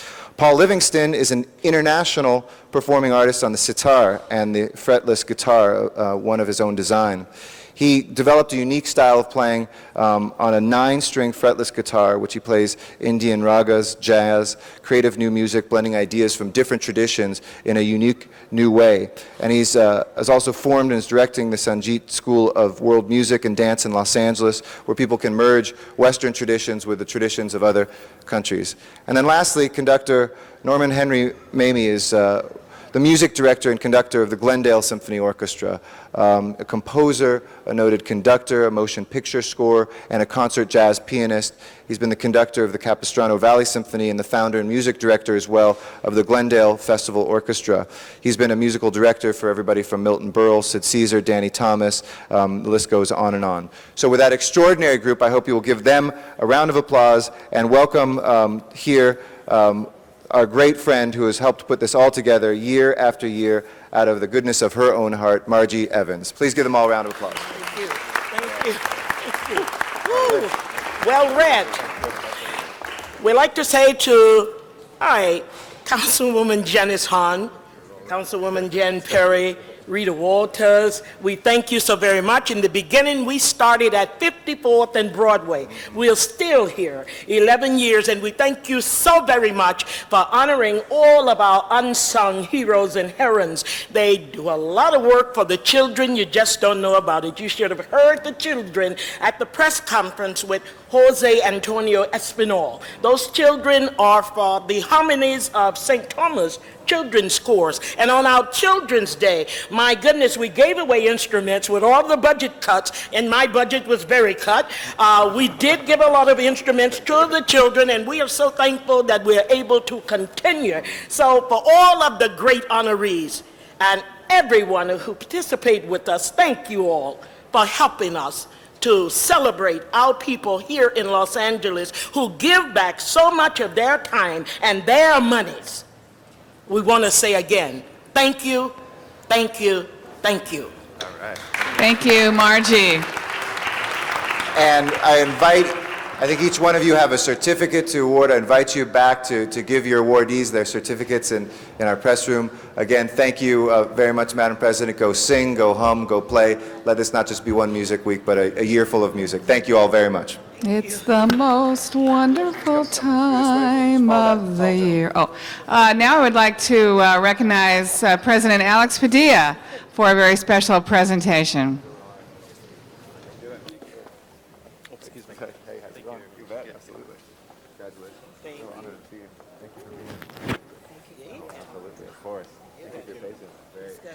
We're going to come back. Absolutely. Thank you. I'll come take pictures with everybody. Thanks. Next year I'm going to do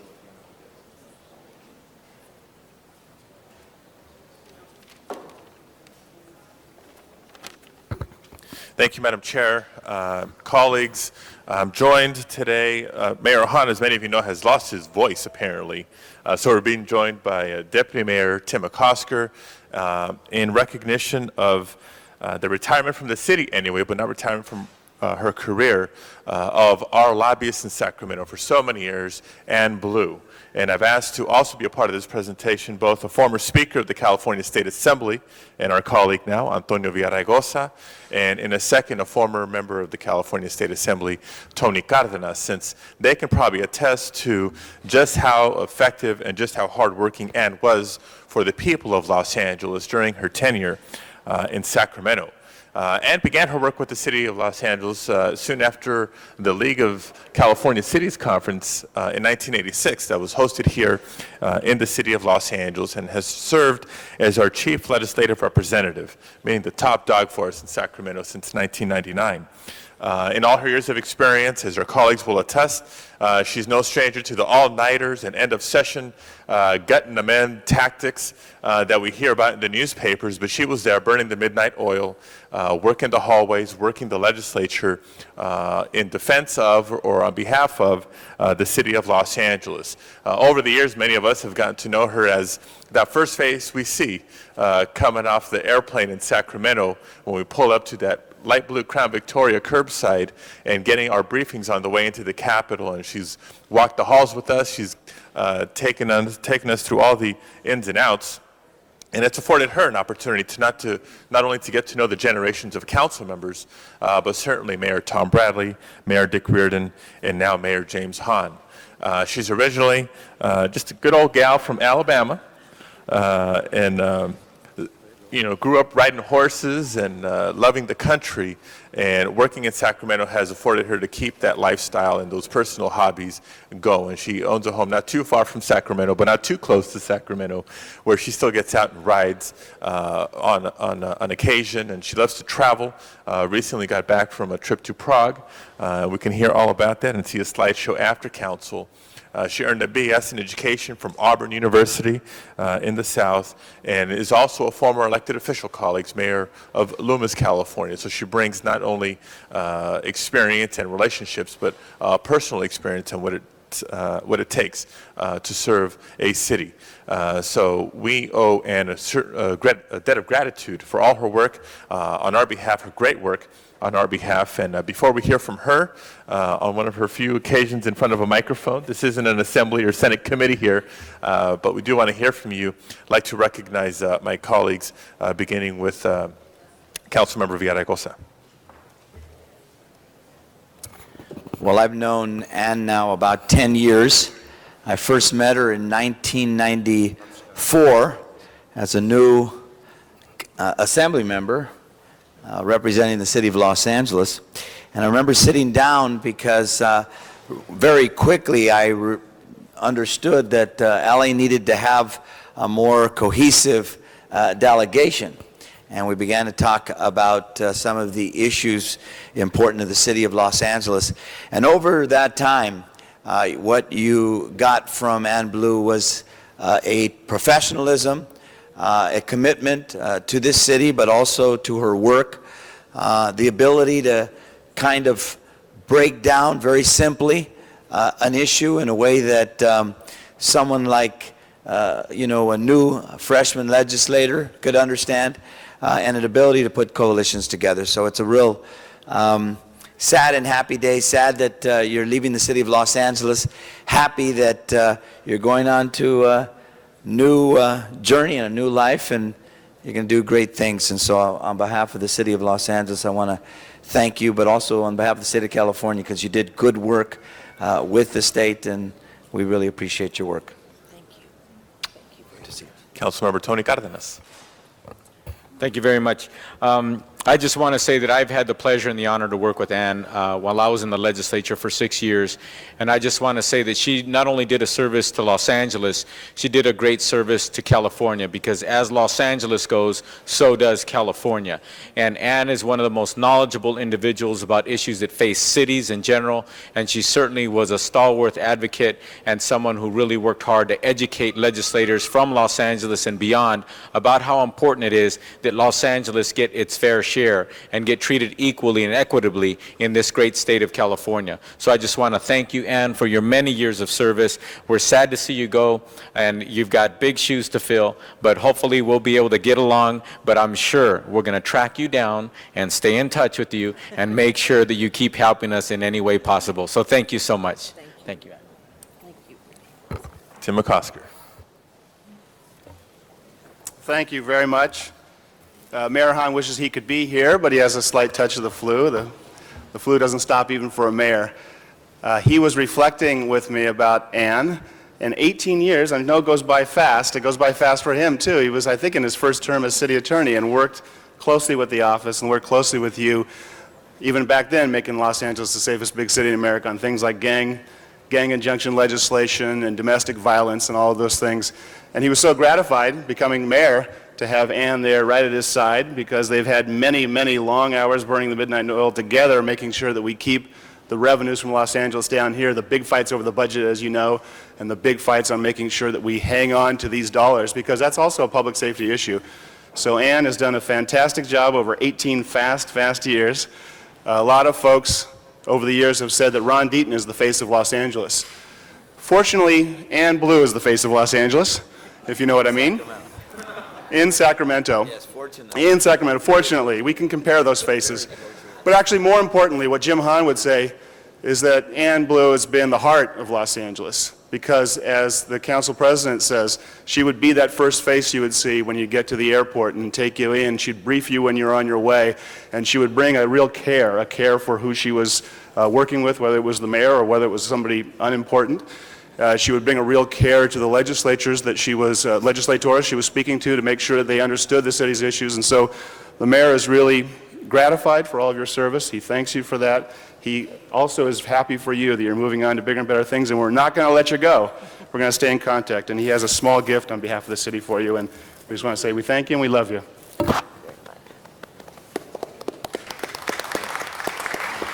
And as many of you know, even though the staff in Sacramento is technically now under the auspices of the mayor, prior to charter reform, our representatives in Washington, D.C. and in Sacramento were under the chief legislative analyst. So her supervisor for a few years was Ron Deaton. Let me ask Ron Deaton to say a few words. First off, I may or may not be the face of Los Angeles, but I was the one that hired Ann Blue many years ago. I'm a little distressed today. It seems like people are leaving right and left as I get to a certain place, but nonetheless. Ann started with the Sacramento office as an intern with Norm Boyer and has served the city in an incredible way. And as with Jerry Gateway, the relationship has grown into more friendship than any other kind of relationship. I consider Ann a very dear friend. I might also point out this is a funny fellow back here who has he doesn't have a clown out. He does have little flowers on. Scott Harvey. He actually worked for me also, and then he became a trader and went to San Diego, I think. So anyway, best wishes. On behalf of the Department of Water and Power, however, you've been instrumental. This has all been approved by the controller. And better get that double sign. Anyway, congratulations. Thank you. Thank you. I think we have a few council members who want to say something. Mr. Zine, would you like to say something? Yes, thank you, Madam President. Ann, I met you, I can't remember how many years ago, but I was up in Sacramento, wandering around, trying to find different offices, and you were there as a very effective guide. And then I learned you worked with Ron Deaton, and I said, you did such a wonderful job without Ron Deaton's influence. I didn't know you worked with Ron Deaton. Ron, I got to pick on you first. You've always been accessible, you've always been receptive and responsive and helpful, and no matter what we needed to do. And I know the time from the PPL, you were helpful when we needed information out of Sacramento. You've always been a wonderful guiding light. It's going to be a blue day in LA and a blue day in Sacramento when Ann Blue's not there to guide us through the process. So congratulations on your retirement. And it's sad to see people who've been so dedicated and so loyal to the city and to these employees and the city taxpayers, the residents, the visitors. And you've been one of those people who has not been in the limelight down here, but you've been doing a tremendous job in Sacramento as so many important issues take place up there. So congratulations and best wishes to you and the family in retirement. Thank you very much, Councilwoman Perry. And what I'm going to miss most about you is your intelligence and your very firm grasp of the issues and your amazing common sense, which is often in short supply, as you well know. And I hope you pass that on to the people you leave behind, because I don't think there will ever be anybody like you. The grace and your style and the way you handled yourself has been unparalleled, and I appreciate everything that you ever did working for me and on behalf of the city, and you always made my trips there much more palatable and successful, and I want to thank you for that.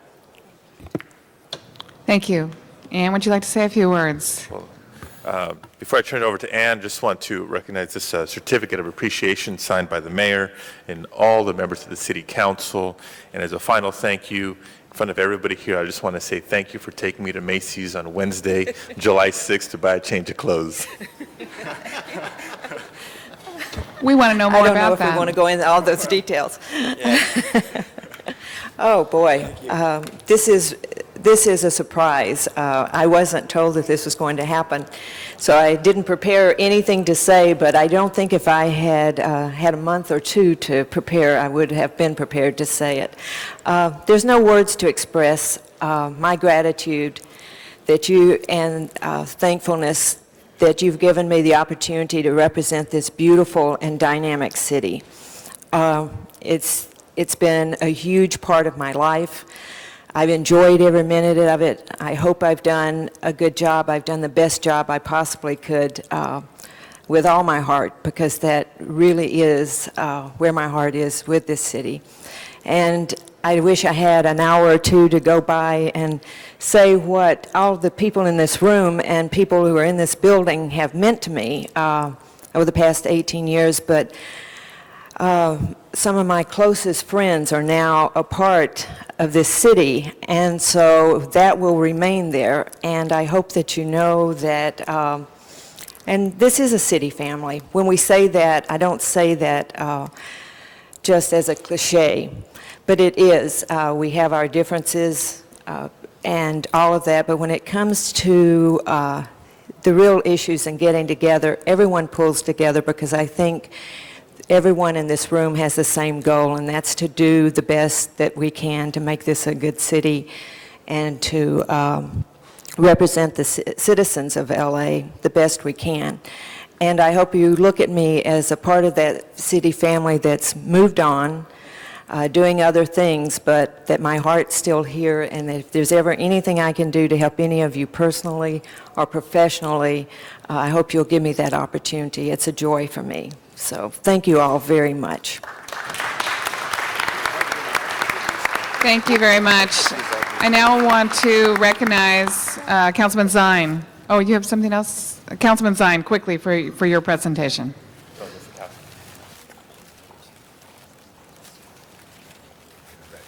Not that you don't have your anything.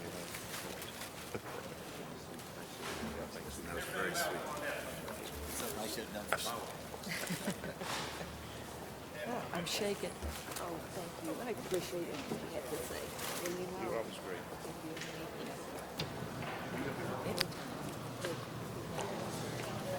Councilman Zine?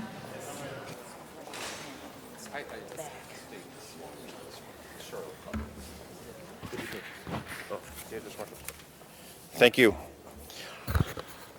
And I want to welcome San Fernando Valley representatives from Dia de los Muertos Festival. The San Fernando Valley is well represented here this morning, and I want to apologize for the delay, but as you've seen, many presentations take place on Friday, and it's not that you are not important, it's that there are so many other priorities on presentations, and it's a big day. But I know some of the folks left, and I want to apologize that it's taken till this point to bring it forward. The Dia de los Muertos Committee for a successful event this year, the 4th annual Dia de los Muertos event, Canoga Park. The purpose of the event is to raise funds for the area and increase the visibility of the Canoga Park Business Corridor.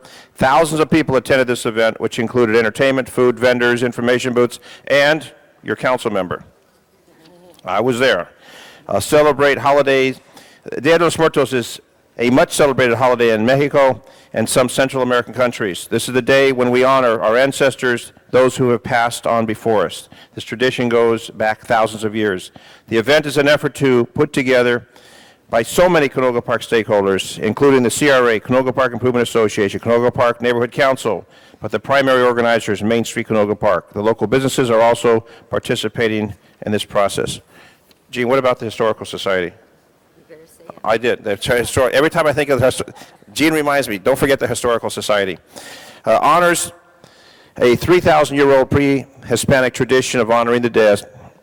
Tradition has incorporated Christians' belief with early Aztec beliefs. Again, it's sponsored by Main Street Canoga Park. Can we show a hand from who's from Main Street Canoga Park?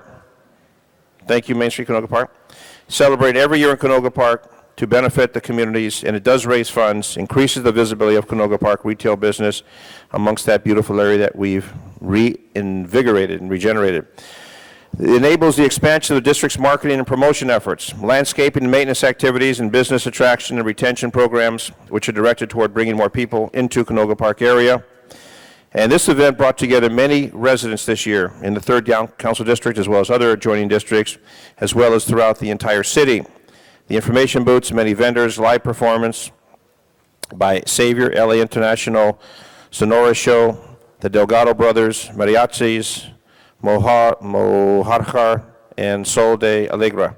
Canoga Park Dia de los Muertos was a great success on November 7th, as several thousand attended. And I want to, again, congratulate and acknowledge Main Street Canoga Park Improvement Association, Canoga Park Redevelopment Agency, Main Street Performing Arts Studio, Crescendo Pro, Boys and Girls Club of West Valley Alliance, Canoga Park Youth Arts Center, Madrid Theater, and the Historical Society. We have a presentation. We have a presentation for each of you. Where is the presentation for each of you? Thank you very much. Why don't you hold on to this? From the committee members, Vanna Anderson, Gregory Armstead, Charlotte Brimmer, Craig Bullock, John Breyer from the Mayor's Office, Marisol Espinoza from my office, Arlie Escueva, Vicky Gilkey, I said it right, thank you, Kathy Gottman, Jean Jock, Leslie Lampert, Bernard Lee, Kelsey Marayama, is that right? Good, that's really good. Mary Patterson, Daniel Ruiz, Miguel Santiago, Denise Strobel, Thomas Tafoya, and Stuart Vaughn, and all representing the different components from the Canoga Park Improvement Association, the CRA, and the other wonderful folks of Dia de los Muertos. Another event will occur this next year, and these are the folks that help put it together and bring that activity to Sherman Way, where we block off the road and enjoy the activities of the day. So congratulations, each and every one of you, for a job well done. The community is improving every single day. Daniel Ruiz with the graffiti removal, and all the folks that keep that bid going. Where's Mary? Wave your hand, Mary.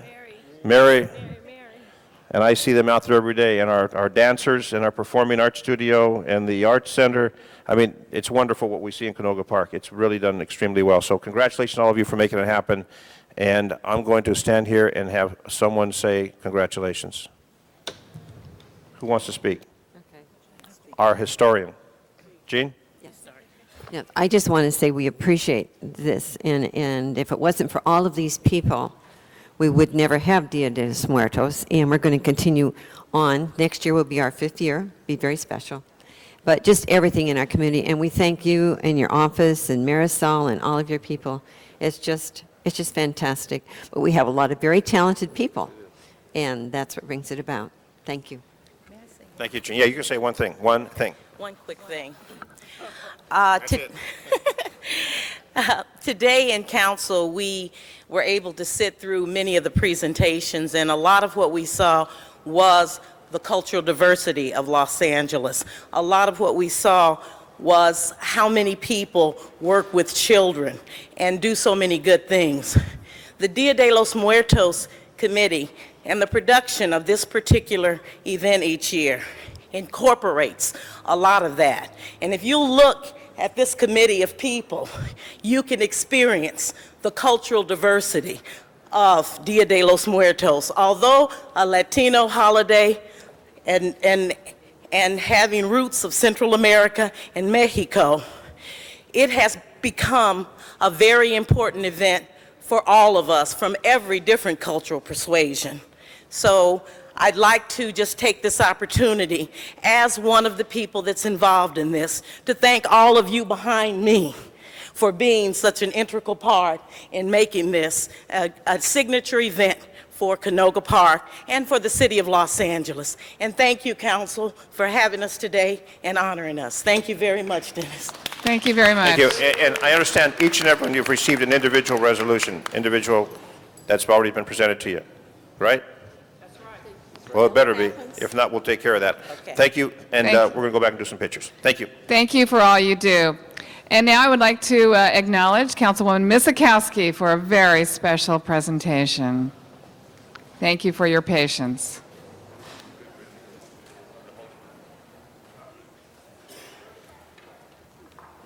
Thank you, Madam President. And I know he's lurking, always is lurking, our erstwhile Mr. Ron Deaton.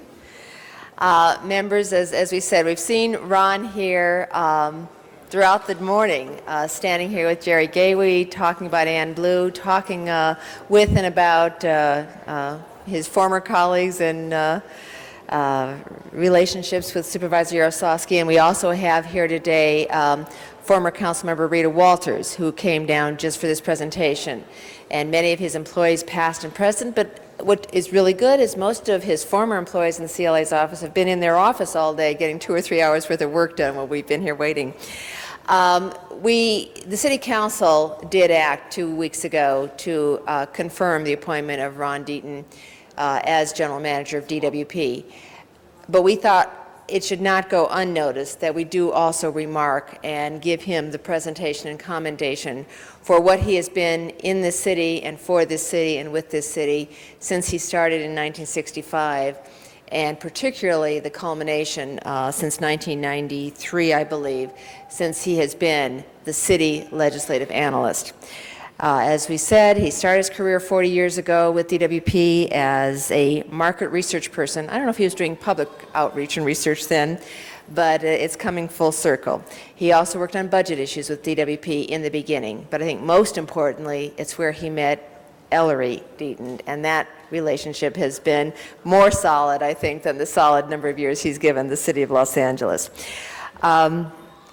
He worked when he came over to the city, having left DWP in the CAO's office, and then doing management issues on the budgets of many other agencies, including DWP, and then finally became the city legislative analyst working on budget issues and oversaw an incredible number of budgets through the years, through a number of different mayors, a number of different budget styles, the good years of budget plenty, the not so good years, particularly after Prop 13, and particularly again what we've just gone through with state situations. His knowledge, his array of issues that he's dealt with is truly vast. We can't talk about the city's history, particularly over the last 30 years, that Ron hasn't been there, hasn't touched it, hasn't done a part of it. If I just list some of the things, the seismic rehabilitation of this very building, and for those of you who are in this building now, and I know Mr. Smith and Ms. Perry and some of the others of us, and clearly Ms. Walters, remembers this building was going to be torn down. We were not going to rehab this building. There was a really delicate situation between what the council was going to do, et cetera. Ron took it upon himself to say it could be done. More importantly, it should be done, because this building, we just talked about cultural historic realm in the city of Los Angeles and how important that is. This building is important, not just because of the building, but because of what it has stood for. He was involved in that. A couple other things. Charter reform. Busy time, busy effort. For those of you who've read Rafe Sonnenshine's book, The City at Stake, talked about what we did recently in the issues of charter reform. Ron and his staff helped serve both citizens committees and the city council in pulling that all together. The issues more recently on secession, both the Hollywood and the San Fernando Valley secession. Ron's staff, in terms of providing information along with the CAO, was invaluable, not only in terms of the issues that were being faced as we dealt with LAFCO and the voters ultimately of the city, but clearly as we dealt with ourselves, looking how the city operated, how the city could operate better, and what kind of policies we should change internally to make that more transparent. Ron was very, very involved, and I see former Councilmember Mike Hernandez here, in the creation of Proposition K with Councilmember Hernandez. If we look at the budget bond issues that we have passed over the last, since late 90s, if I add City Hall, if I add the other things Ron's involved with, there is well over $2 billion, closer to $3 billion worth of public works projects that are buildings, that are libraries, that are playgrounds, that are fire stations, that are police stations, that are animal service stations. The breadth of what the city is and what the city should be doing and what the city should be building. Ron was instrumental in getting those issues on the ballot, and even more than that. That's what a normal, perhaps, civil service, maybe bureaucrat would do. Ron was out there knowing where and how to tap into other resources to say, once we got something on the ballot, let's make sure it passed. Let's make sure we got a way of presenting it to the public so we could really do it. Among those things, as we said, are the Children's Museum, the Griffith Park Holiday Light Festival, El Pueblo coming back, the rehabilitation of the LA Zoo, a favorite of his, I think, as a consequence of having been adopted as former council member John Ferraro's favorite. Ron, too, fell in love with the animals. Maybe he had a little training around here, but he's also been involved in the financing of Staples Center, making a deal that made sense for the city, but didn't put the city's pocketbook at risk like other cities have. He found the way and the strategy to help work through that. Different from the fundraising side, but perhaps a little bit on the costing side, is the consent decree. Members, I don't know how many of you are aware that a lot of the signing of the consent decree issues, the person responsible for the consent decree came under the signature of the mayor of Los Angeles and the signature of Ron Deaton. Not that he went out and did it on his own, the council authorized it, but the council, Ron Deaton is the person, the go-to person that our independent monitor, the Department of Justice see as an equal partner in holding this city, and this city council in particular, to the commitment it made with the consent decree. And it's not just something you snap your fingers over. It's something that takes a lot of work, a lot of dedication, a lot of understanding, and bringing, again, LAPD into the partnership of who and what we are and how we do it. Through those years, all those things, I think I'll leave it to some of my colleagues to come up with the both famous and infamous titles that he's been called over the years in terms of the delivery of some of those efforts and services. And there isn't a person here who you can't sit down with Ron, and Ron will tell you the story, the lore, the history, the anecdote. He really, I think, can even best Tom LaBonge, and I'm sorry that Tom's not here, but Ron can do it, and it's always been with good-hearted observation, with a good sense of who and what the city is about. So there's no question that he is still a part of the city. He is still going to be doing great things with us in the future in that very, very important institution just up the hill at the Department of Water and Power. But I thought it should not go unremarked of the institution that he has helped build here, stronger, better, solid, more publicly aware of what it is doing, what it should be doing in the future than Ron's years here for CLA. So by adoption of this great resolution, and as we say, he's a little sometimes bigger than life in what he has accomplished, so we've got a bigger than life resolution for him to just start to mark that point of what he has done here with and for the city of LA. And look at that, he's not even standing up here. This is the guy who should be up here, but Ron, Ellery, come on, not a background today. So members, here with, as I say, his most terrifically wonderful and understanding wife, Ellery, is Ron Deaton for the presentation. I know that I'm sure the council president would like to join in as well.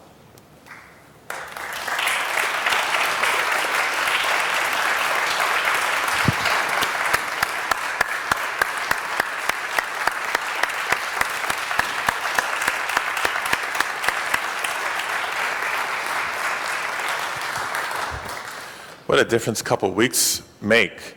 When Ron Deaton was last at the center of this horseshoe, we had a historic vote of the Los Angeles City Council on his confirmation to his new position, colleagues, if you recall that.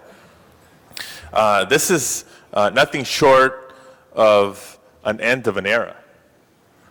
It's been an incredible last several years since I've been on the council, and as many council members would agree, one of the first things you learn upon arrival to City Hall as a council member, whether you've worked in this building or you haven't, it's the strength, the power, and the role that the CLA as an office, and certainly the CLA, whoever he or she is, has in how things get done in this building.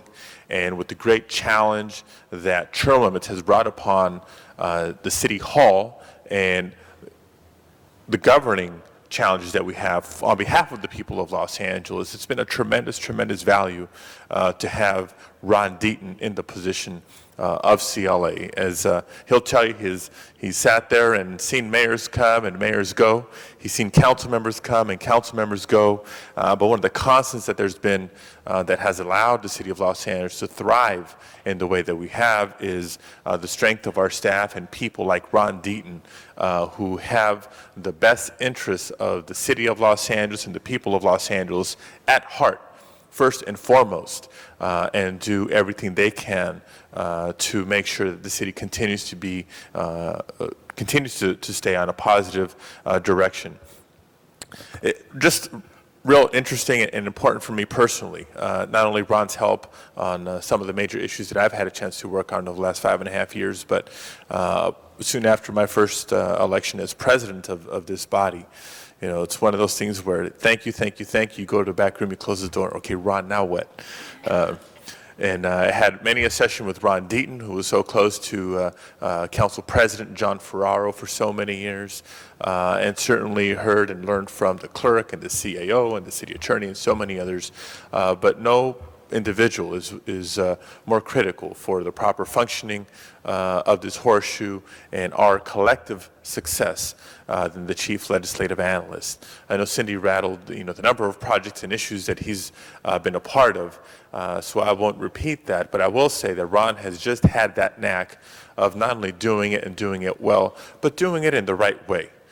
Because he recognized that there's 15 different personalities, 15 different lists of priorities, 15 different, districts represented around this horseshoe, and he has to work with everybody. And he has worked with everybody. He's worked hard to make sure that each and every council member is as successful as they choose to be. So, Ron, for all the moments with you in good times and in bad, in sickness and in health, and just want to thank you. This isn't a goodbye. This isn't a retirement presentation, folks. He's going over to the Department of Water and Power, and we're sure he's going to do a great job over there. But this is, in a loving way, sort of a good riddance from the council horseshoe. We look forward to working with you in your new capacity. I'm giving him a hard time because he's now a part of the administration as a general manager. And look at him in a new suit. He's got new shoes on. They're nice and shined. And, what a difference a couple of weeks make. I was right. So thank you, Ron Deaton. Thank you, Ellery. And all the best. And thank you. And as you can imagine, there's a few members that would like to say something. Councilman Weiss. Councilman Weiss? Jack?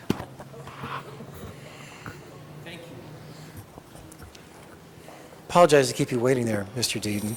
That's perfectly all right, Mr. Weiss. My wife has been concerned that someone else in this building might turn off my water and power in the next couple months, but I'm more confident than ever knowing you're in charge.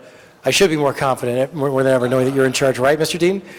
Actually, I got a call yesterday from a person that's threatening that I had actually done it personally to turn off their water, but I'll make a point.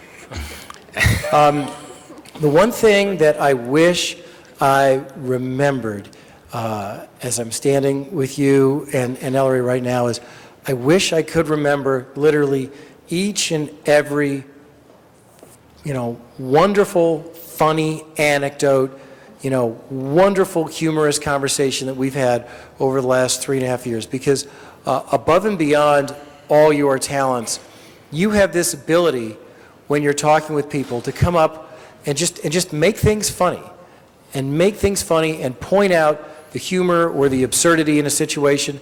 And I have laughed so much more over the last 3.5 years with you than with anybody else in this room. And I mean that quite seriously, that you will be able probably to remember some funny things that, that have occurred that we've participated in together. I wish I had a little journal of them because I really treasured those moments. And, the other folks at DWP, they're a barrel of laughs, so I'm sure you'll fit in really well over there. But congratulations to you. And I took all of those funny moments over the past couple of years in the spirit in which they were intended, which was the spirit of friendship, and I'm very grateful to you for that. Thank you, Ron. Thank you. Councilman Smith. Well, thank you, Ron. I just want you to know, I'm glad you're not leaving, but I want you to know a story. When I decided to run for office, I did what all good candidates do, and I went for my interview at the Daily News. And I sat down with the publishers and the editor over there, and they didn't ask me about how I'm going to get more cops or whether I'm going to fix the streets or what I'm going to do about the budget. The first question they said is, are you going to lead the fight to fire Ron Deaton? I said no. I didn't get the endorsement. You cost me that endorsement. I want you to know that. It obviously wasn't worth much.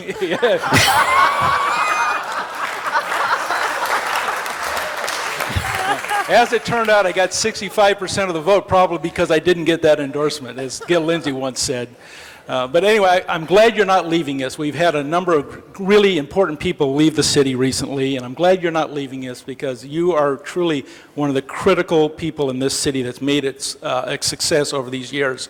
I've had the pleasure of working with you the 20 years. I'd love to tell some of those stories that Mr. White's talking about, but I couldn't repeat one of those in front of the camera. So we'll just leave them between us. But you're a funny guy to have around. You're a pleasure to have around because unlike a lot of people in this building, you have the ability to think out of the box. And whenever any one of the 15 that sat around here, whether it's this council or previous council, I see some former council members here today, whenever they went with you and said, I got a problem, I want a solution, can you find it? You always had a way to find it. It was amazing how you could find solutions to problems that so many other people in this building couldn't find a solution to. And that's what made you a tremendous asset to the people that sat around this horseshoe, but to the greater good of the 4 million people that live in this city of LA, that you were able to find solutions to sometimes incredibly complex problems. And so to that, it's a loss to us over here, but I'm glad you're not leaving us as a city. And you're going to an agency that really, quite frankly, needs some of that thinking outside the box right now. I'm glad you're there right now. And I'm glad to call you a friend and a lifelong friend, a long, long time friend. And I'm sorry to see you go here, but I know where you live. I've got your phone number. And you know I'll be calling you when I need some of that thinking out of the box. And keep up the great work over at Water and Power. And I'm going to be beaten up over there very shortly. But thanks for your service to this city. The people, the 4 million people out there don't begin to know what you've done for them, but we around here do, and we will really miss you around here, so good luck to you. Thank you. Councilman Villaraigosa. I was supposed to, I'd actually gotten permission from the president to leave, not to be here today, and then I found out that Mr. Deaton was going to be honored, and I said that I'll have to be late to where I need to be. I remember when I first had a conversation. I'd had many conversations with Ron when I was Speaker and when I was in the state legislature. Usually he was coming with his hand out. He did that very well for a Republican, I may add. But not on my knees. No quips from the... But not on my knees. Not on your knees, that's right. Yeah, well, like Zapata, right? And, you know, I guess it was the first day I was here, I walked up to him and I whispered in his ear and I said, you know, I'm the only one that knows you're not the 15th member, 16th member rather. And he looked at me and I looked back and we used expletives and we've had a great relationship ever since.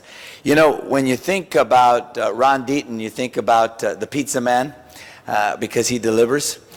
You think about the mailman because he's always got the mail on time. You think about a true public servant who is second to none with his ability to get things done and solve problems.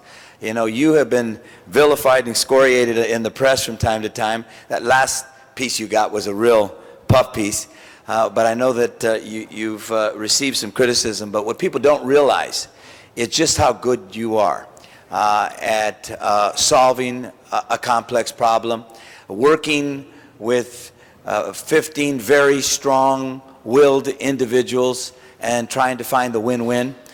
You have a way about you that is, frankly, should be an inspiration to all of us in the city family because you do your work not only with great professionalism, but you do it in a way where people walk away and feel good about it.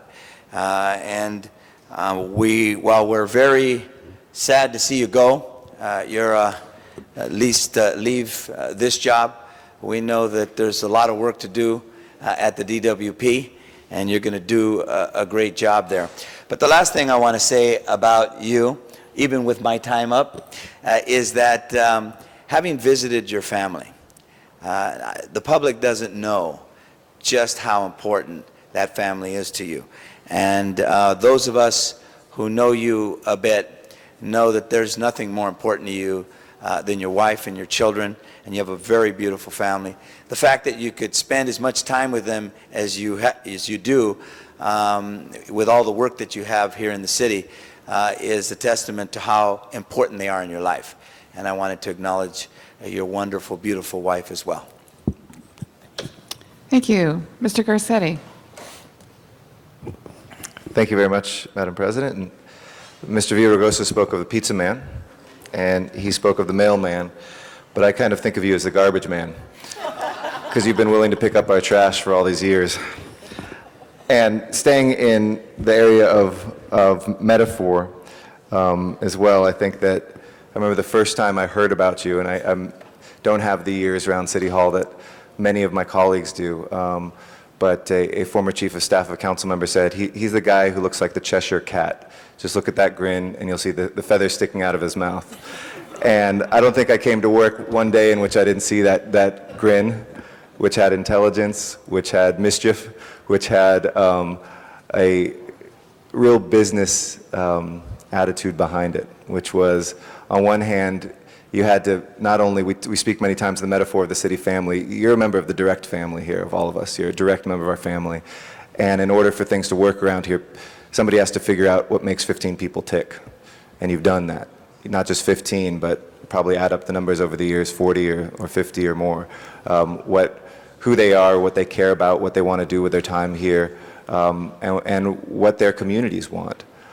And I think what has distinguished you is not only your abilities, which everybody has talked about, and I certainly could speak about that. I mean, long before Donald Trump wrote The Art of the Deal, you embodied it, and I think that we will miss, and it's difficult to imagine anybody who will understand, enjoy, and be able to execute the deal better than you've done on so many things here that Ms. Mizikowski spoke about.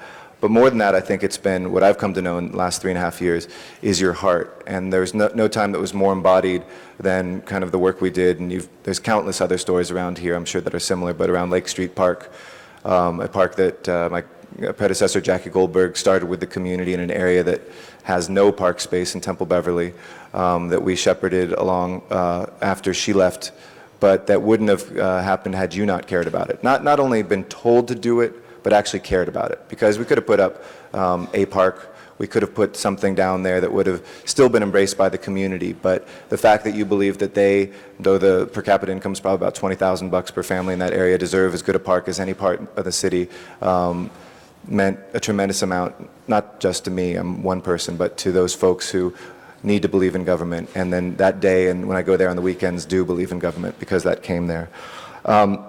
There's an anonymous saying that said, if you're going to sin against God, not the bureaucracy. God will forgive you, but the bureaucracy will not. So I ask your forgiveness for all that we have done. Wish you well. And I know that when you come back to this table, it'll be a little different for you, maybe a little bit more bittersweet, but I know that you'll be continuing to do great things, and thank you for your friendship to me personally, and thank you to your family as well. Mr. Zine. Thank you. Ron, you can now burn the pictures and the negatives, because we approved you for water and power, so now that part of history can be, inside joke. I remember when I came to you after the proposition passed on the police bond, and I asked, can we make sure that the West San Fernando Valley receives something because they've been promised and it hasn't been delivered? You made a commitment that it would be delivered, and within months after that bond passed, we were demolishing a police station, and that station is going to open right after the first of the year. So the people of the Valley very much appreciate your commitment to make that happen, because they've always felt shortchanged. In that particular case, the first bond measure that passed, you were the first one to say we're going to get it done, and you are getting it done. I appreciate that. I know your lovely wife, and we've spoken a few times politically at different events, and she brings great balance to your life, wonderful balance to your life. And that relationship really has benefited you. I know the firing line you've been on with a particular newspaper editor who has called you basically everything that could be printed in a newspaper, but you've withstood the bullets and you've done the people's work for the people of Los Angeles over and over and over again. So I want to congratulate you. You're only going to be a few blocks away. And when the lights turn off, we'll be calling you. When the water stops, we'll be calling you. Ron, fix this. Because every time something happens around City Hall, call Ron and he'll fix it. If the elevator's not working, Ron, fix it. If the roof's leaking, Ron, fix it. If the parking's not working, Ron, fix it. Whatever is not working, Ron fixes. And I know you'll be fixing that continually for the people of Los Angeles. And I saw you yesterday as you drove into the Airtel for the VICA event, and you got out of the car, and I said, Ron, now you have a chauffeur? Because someone else was driving the car, and you shrugged it off and said, well, I was just preparing my notes from my speech. I know you don't have a chauffeur at Water and Power. But you could have a chauffeur at Water and Power, but you're the kind of person who is not going to abuse the system because you've never done that. You've been a real committed member of this city family for many, many years. I appreciate the friendship. I appreciate the guidance you've given me. And to your lovely wife and to your family, prosperity and continued good health to both of you and the family, because you deserve the best that can be offered. Congratulations to you. Congratulations to you both. Ms. Gruhl. Thank you, Ms. Hahn. I kind of grew up with Ron Deaton here in City Hall through the years, and was a little scared of him when I first came to work in the mayor's office and even to intern in the CLA's office when it was under the council controlled at that time for Jim Seeley. And my actually favorite description of him in the Daily News was the bureaucratic genius, which, as you know, we were kind of laughing when you made your announcement as to what the editorial would say about Ron Deaton. But I think all of us around here have a debt of gratitude to you, Ron, for your heart, because you cared about what happened in the city, and for you telling it like it is, for you being honest with us, and us also knowing that we could come to you and say, we have this problem, how do we solve it? And again, you would use your heart to say, that's the right thing to do, and I will make it happen, and you always say, don't worry, Wendy, it'll be okay. Don't worry, we'll take care of it. So I don't think anyone could ever replace Ron in this position. You have left an indelible mark on this city, and particularly for those of us that kind of had hoped you'd be here for a long time so we could count on you, know that you will answer your phone as you did last week on your first day when I called you about an item that was coming for audits and government efficiency, and there I called it, and Ron Deaton picked up the phone. I said, wait a minute, you have no secretary, you're already cutting positions over at DWP? But he knew it was someone who knew his old number that you have now transferred over to the Department of Water and Power. But you are much loved by all of us in this room, and I know people out there in the city have no idea what you have really done to make the water run, the lights go on, the parks operate, police stations, libraries, you name it. And you were always thinking about what was going to be best for the city of Los Angeles. So thank you from the bottom of my heart. Mr. Reyes. Thank you, Council President. It's with mixed emotions. When I got out of graduate school, back in 83, 84, I was a wide-eyed, ready to change the world kind of guy. Come in as an intern, and I'm interning with the Chief Legislative Analyst Office under Ken Spiker Sr. And I started watching the various, and I won't name names, chairpersons of various committees and how money was being spent, and I was just in shock because I didn't realize just how complicated this place is. But the CLA was always there. Fast forward 10, 15 years, I come back and it's Ron Deaton. And I see all the great things that are happening. But what meant a lot to me is to see how the city responded to a new district, District 1. A district that was formed because of a lawsuit. A district that essentially was created because it was proven in court that Latinos did not have the representation. And that it was redefined in such a way where Latinos would finally have a voice. And therein lies the beginning of Gloria Molina and her tenure as a council member. But what really has struck me is that over the years, your stewardship, your guidance, I don't see you like a pizza man or a garbage man. I see you as a steward. I see you as a teacher. I see you as the kind of person that has really looked at the issue of equity in a very tactful, diplomatic way. As a Republican from Newport Beach, It's Seal. just Seal Beach. I'm sorry. I'm not that much of a Republican. It was just for me something that spoke about your heart, your character, the true health of the city, the remarkable announcement we'll have about Taylor Yard in the very near future, the remarkable progress made with the LA River, and look at how we're revitalizing this city using its natural elements. Couldn't happen without you. And I just want to thank you for all that hard work and the patience Ellery has shown today in being here for the past 4 or 5 hours waiting for this occasion. I can just say that's a microcosm of the patience you've had, not only with Ron and his role, but here in the city. And I just want to thank you for giving so much to the city, because I know what it costs the family. I want to thank you for that. Thank you, Ron. Thank you, Ellery. Mr. Cardenas. Thank you very much. It's unfortunate that my colleague Ed Reyes got a little serious because I want to roast this guy. Haven't had the chance. First, I want to say thank you, Ellery, and God bless you for all that you've done to make him who he is so that we can tolerate him in the many, many hours that we have him here with us. And I say that lovingly and respectfully, Ron, because I do care about you very much and I have a tremendous amount of respect for you. But the thing is, we all receive you differently. As Wendy mentioned, that when she admitted that she was kind of afraid of you when she got here. But in the neighborhood I grew up in, you can't show fear. So when I saw and met Ron the first time, I laughed right in his face.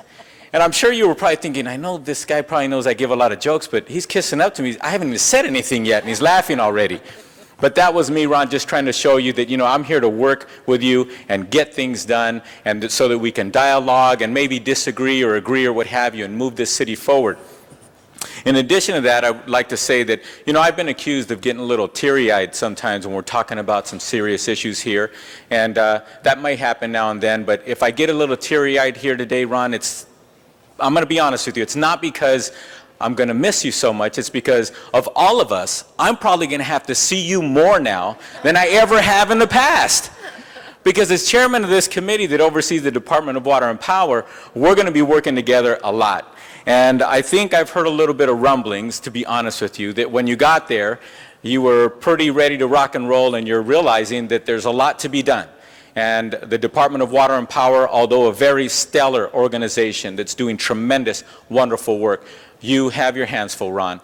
And one of the reasons why I gave my vote wholeheartedly to see you leave the most important position in this city building of CLA to go to the Department of Water and Power is because they need that kind of leadership. We, Los Angeles, need that kind of leadership. And I think you're going to bestow that leadership upon that department. And I think you're going to get it done.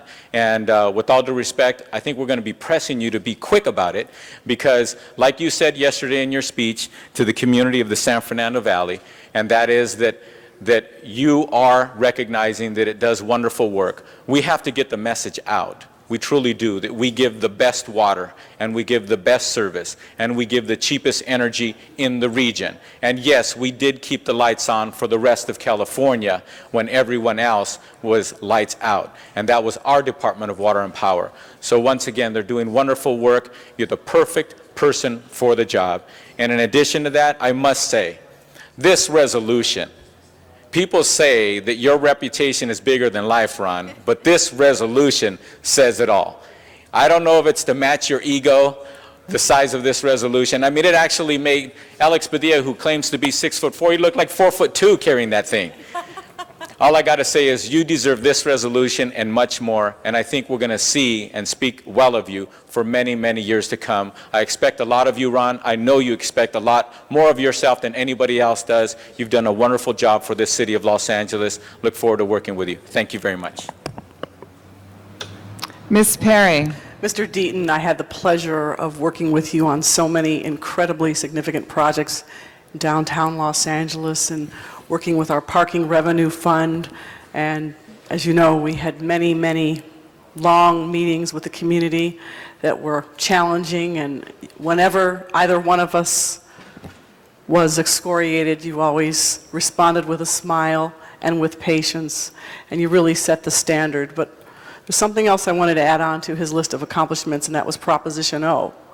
think a lot of people don't realize that Ron took so many disparate ideas and all of the issues we've been facing with respect to clean water and remediation and contamination, and put pen to paper and conceived and prepared and drafted such a successful ballot argument and initiative. And he did it quietly and patiently and didn't require his ego to be stroked because he understood the importance of the passage of Proposition O to the entire region. And because of all the work that you did, and I have to say honestly, you didn't get enough recognition for all the work that you did.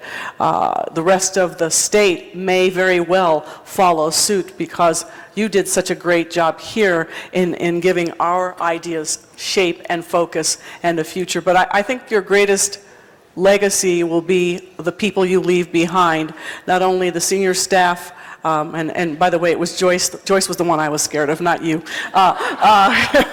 too. Yeah, no, you were scared of Joyce too. Sharon and Michael and Jerry and Mrs. Gaudioso and Raymond, and I must say even Avak, but also some of the younger people who've come behind them.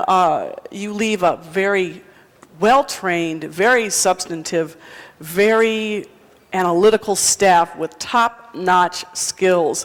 And to me, that is the greatest measure of your time spent here. I didn't even realize you were gone because things are going so well. And that's a real measure of the respect that I have to you. I checked the parking lot and I saw your car wasn't there. But the office is functioning, and it is functioning well because you prepared them to carry on at the level of performance and the standards that you set. And I want to say thank you so much for that. Thank you, Ms. Perry. I have something on behalf of Tom LaBonge wanted me to say. On behalf of all the animals in the Los Angeles Zoo, the stars in the sky, and the children of Los Angeles, both young and old, as well as the late, great John Ferraro, thank you for all your assistance in the 4th District. And that's sent from Tom. And I wanted to add my own a bit to what has been said. First of all, to Ellery, we really do appreciate you, and especially some of the phone calls that we know you got at home. And there was never an off time for Ron, but we appreciate your patience in us having to reach him at home. And we haven't really mentioned it. It's still probably a controversial and touchy issue, but I must say I really watched your skills when we faced what I think the city faced at one of its biggest challenges, and that was the threat of the city breaking up. And it was amazing to watch you calmly, succinctly, really put all the facts on the table. And I know specifically for the harbor area, you worked so hard on making sure that everyone had the facts to see whether or not that really was a viable option. And I really watched you do that. It was quite amazing. And you helped with so many parks, with so many buildings, with libraries, with helping to raise revenue for this city. But I know also on behalf of San Pedro residents, next Wednesday at sunset, we will be celebrating the 130th anniversary of the beautiful national treasure, Point Fermin Lighthouse. And we will take a nod at sunset to Ron Deaton because you really helped bring about the opportunity and the possibilities to renovate that absolutely wonderful landmark for generations to come, and we will note that at sunset. Thank you, Ron. I do think it is Ron's time now, but I wanted to make sure that everyone is aware that at 2 o'clock in the Bradley Tower, there will be a reception where we can look at the photos and Dennis's negatives. And everyone is invited, those in City Hall staff, the CLA staff, and those who are able to stop by for a couple hours just to really wish Ron a lot of luck in his new endeavor, but also just to see him here in the tower. It's all yours, Ron. Oh, dear. First off, one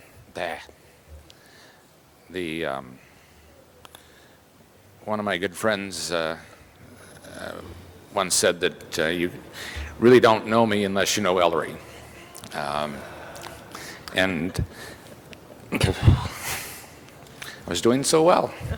In any event, You just started. I know. While I was listening, I was doing fine and saying thank you. But anyway, throughout all of this, her advice, which she freely gives, and on most any issue, and I have to tell you, I listen quite often, but I think more than anything, her confidence in me. As I started Water and Power, I was a shy fellow that didn't do too well, quite frankly, and I think her confidence at once, I'm dead serious, that she kind of brought me along, and by showing confidence in me, I think I got confidence in myself. And some people say I even have an ego now. And so I think that her partnership with me has been the most important thing in my life. And as a result, we have 4 children, 4 children-in-laws, and 8 granddaughters. One of those children-in-law, my son-in-law, I think he's still here. He's going to be fired by the personnel department for being gone, but Shane Davis is here he works for Maggie Whalen. But his 2 daughters and my other son's 2 daughters and my son's 4 daughters, they're all great inspirations to do good things for children. As it relates to my ability to get things done in City Hall, I think that one key thing was that I always considered each of you my friends. Going back to Marvin Browdy and especially John Ferraro, but Joan Flores and Rudy and David Cunningham and Bobby Farrell and Zev Yaroslawski even, etc., Mike Hernandez and Rita Walters, a family friend in many cases. And that relationship, I think, has always served my ability to serve you, to know you and know what you, as you said, what your interests are and what you needed to get done, and trying to shape that within the ability of the city to provide that. And back of that are 2 staffs. One staff is the CLA staff, which surround you now, behind you, the Sharon Sows and the Jerry Millers and the Vox and the Marias and the John Wickhams and the Roy Moraleses and Chris and et cetera, et cetera. I'm going to stop because I'll forget somebody. They, I may have the idea at times, but they're the ones that put the stuff together. I really, Sharon's the one that a couple of years ago said we have a budget problem. I grew up selling used cars for my father. Some people say I haven't done much different since then. But if you have a good used car, you can sell it. And they are the people who put together the packages. They are the people who put together the information that became my job to get done. And also another, recently particularly, the city administrative office, I appreciate Bill Fujioka and the cooperation that now exists between our offices that used to be very contentious. And I think that the cooperation has been stellar in the past few years and has been very productive for the city as a whole. But talking to Mr. Zine about, speaking to Mr. Zine's point relative to the West Valley, what has happened, I think, over the last few years is also a very inspired, improved Bureau of Engineering staff and project leaders like Sam Tanaka that is in the audience today, and that's why West Valley gets done. And it's not all that people like me can do is get things out of the way so those people can do their job. It has, I'm going from the John Ferraro Council Chambers to the John Ferraro Office Building, so I feel fairly comfortable in that.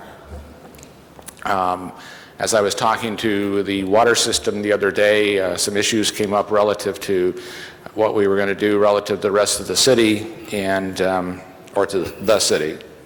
And I suggest they all look at their card and notice that there was one seal. It was a seal of the city of Los Angeles. We're one city. We're not a series of departments. And we're not, to me, we're not the Port of Los Angeles. We're the Harbor Department. We are not the LAWA. We are the Department of Airports, and we're the Department of Water and Power, and the rest of the departments.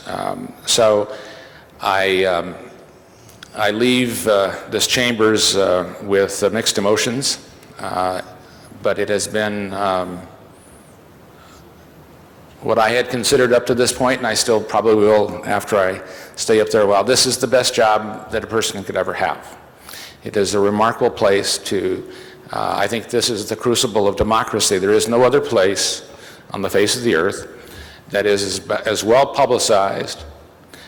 Each of you have enough representation that you represent real interest. You have to have, even within each of your districts, there are, a good example obviously is the 15th where you have from San Pedro and Wilmington and Watts, but you have the difficulty of representing several people, coming here and debating the coverage from the public, the coverage from the media, and there have been many times that I've disagreed with individually council members, but what the council usually does, I've had very little problem with. Once you guys have got finished discussing it, massaging it, and doing what you do best, that has been easy to support and to be a part of.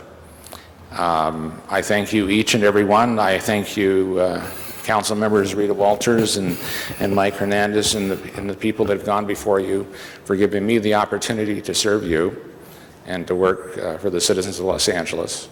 And thank you very kindly. Thank you. One person that I didn't mention, who's not current staff, who obviously had a lot to do with making sure I was a success, is Joyce. Yay, Joyce. Cardella. Thank you. Anyway, I appreciate very much her keeping me when I was in the office anyway, on my toes. Thank you again. Thank you, Ron. Members, we have lost quorum, but before we adjourn our meeting, I think it would be appropriate, out of courtesy, the South Central Farmers have been here, and we actually should have had public comment in the beginning of our meeting. We didn't, so the South Central Farmers, maybe you could have one speaker address this body now. Thank you. And Madam President, item 17 was still left on the desk. That item will be continued to Tuesday, December 14th. Thank you.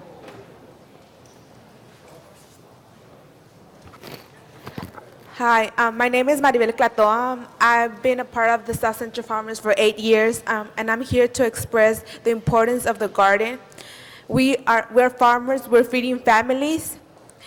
City council members, we need your support.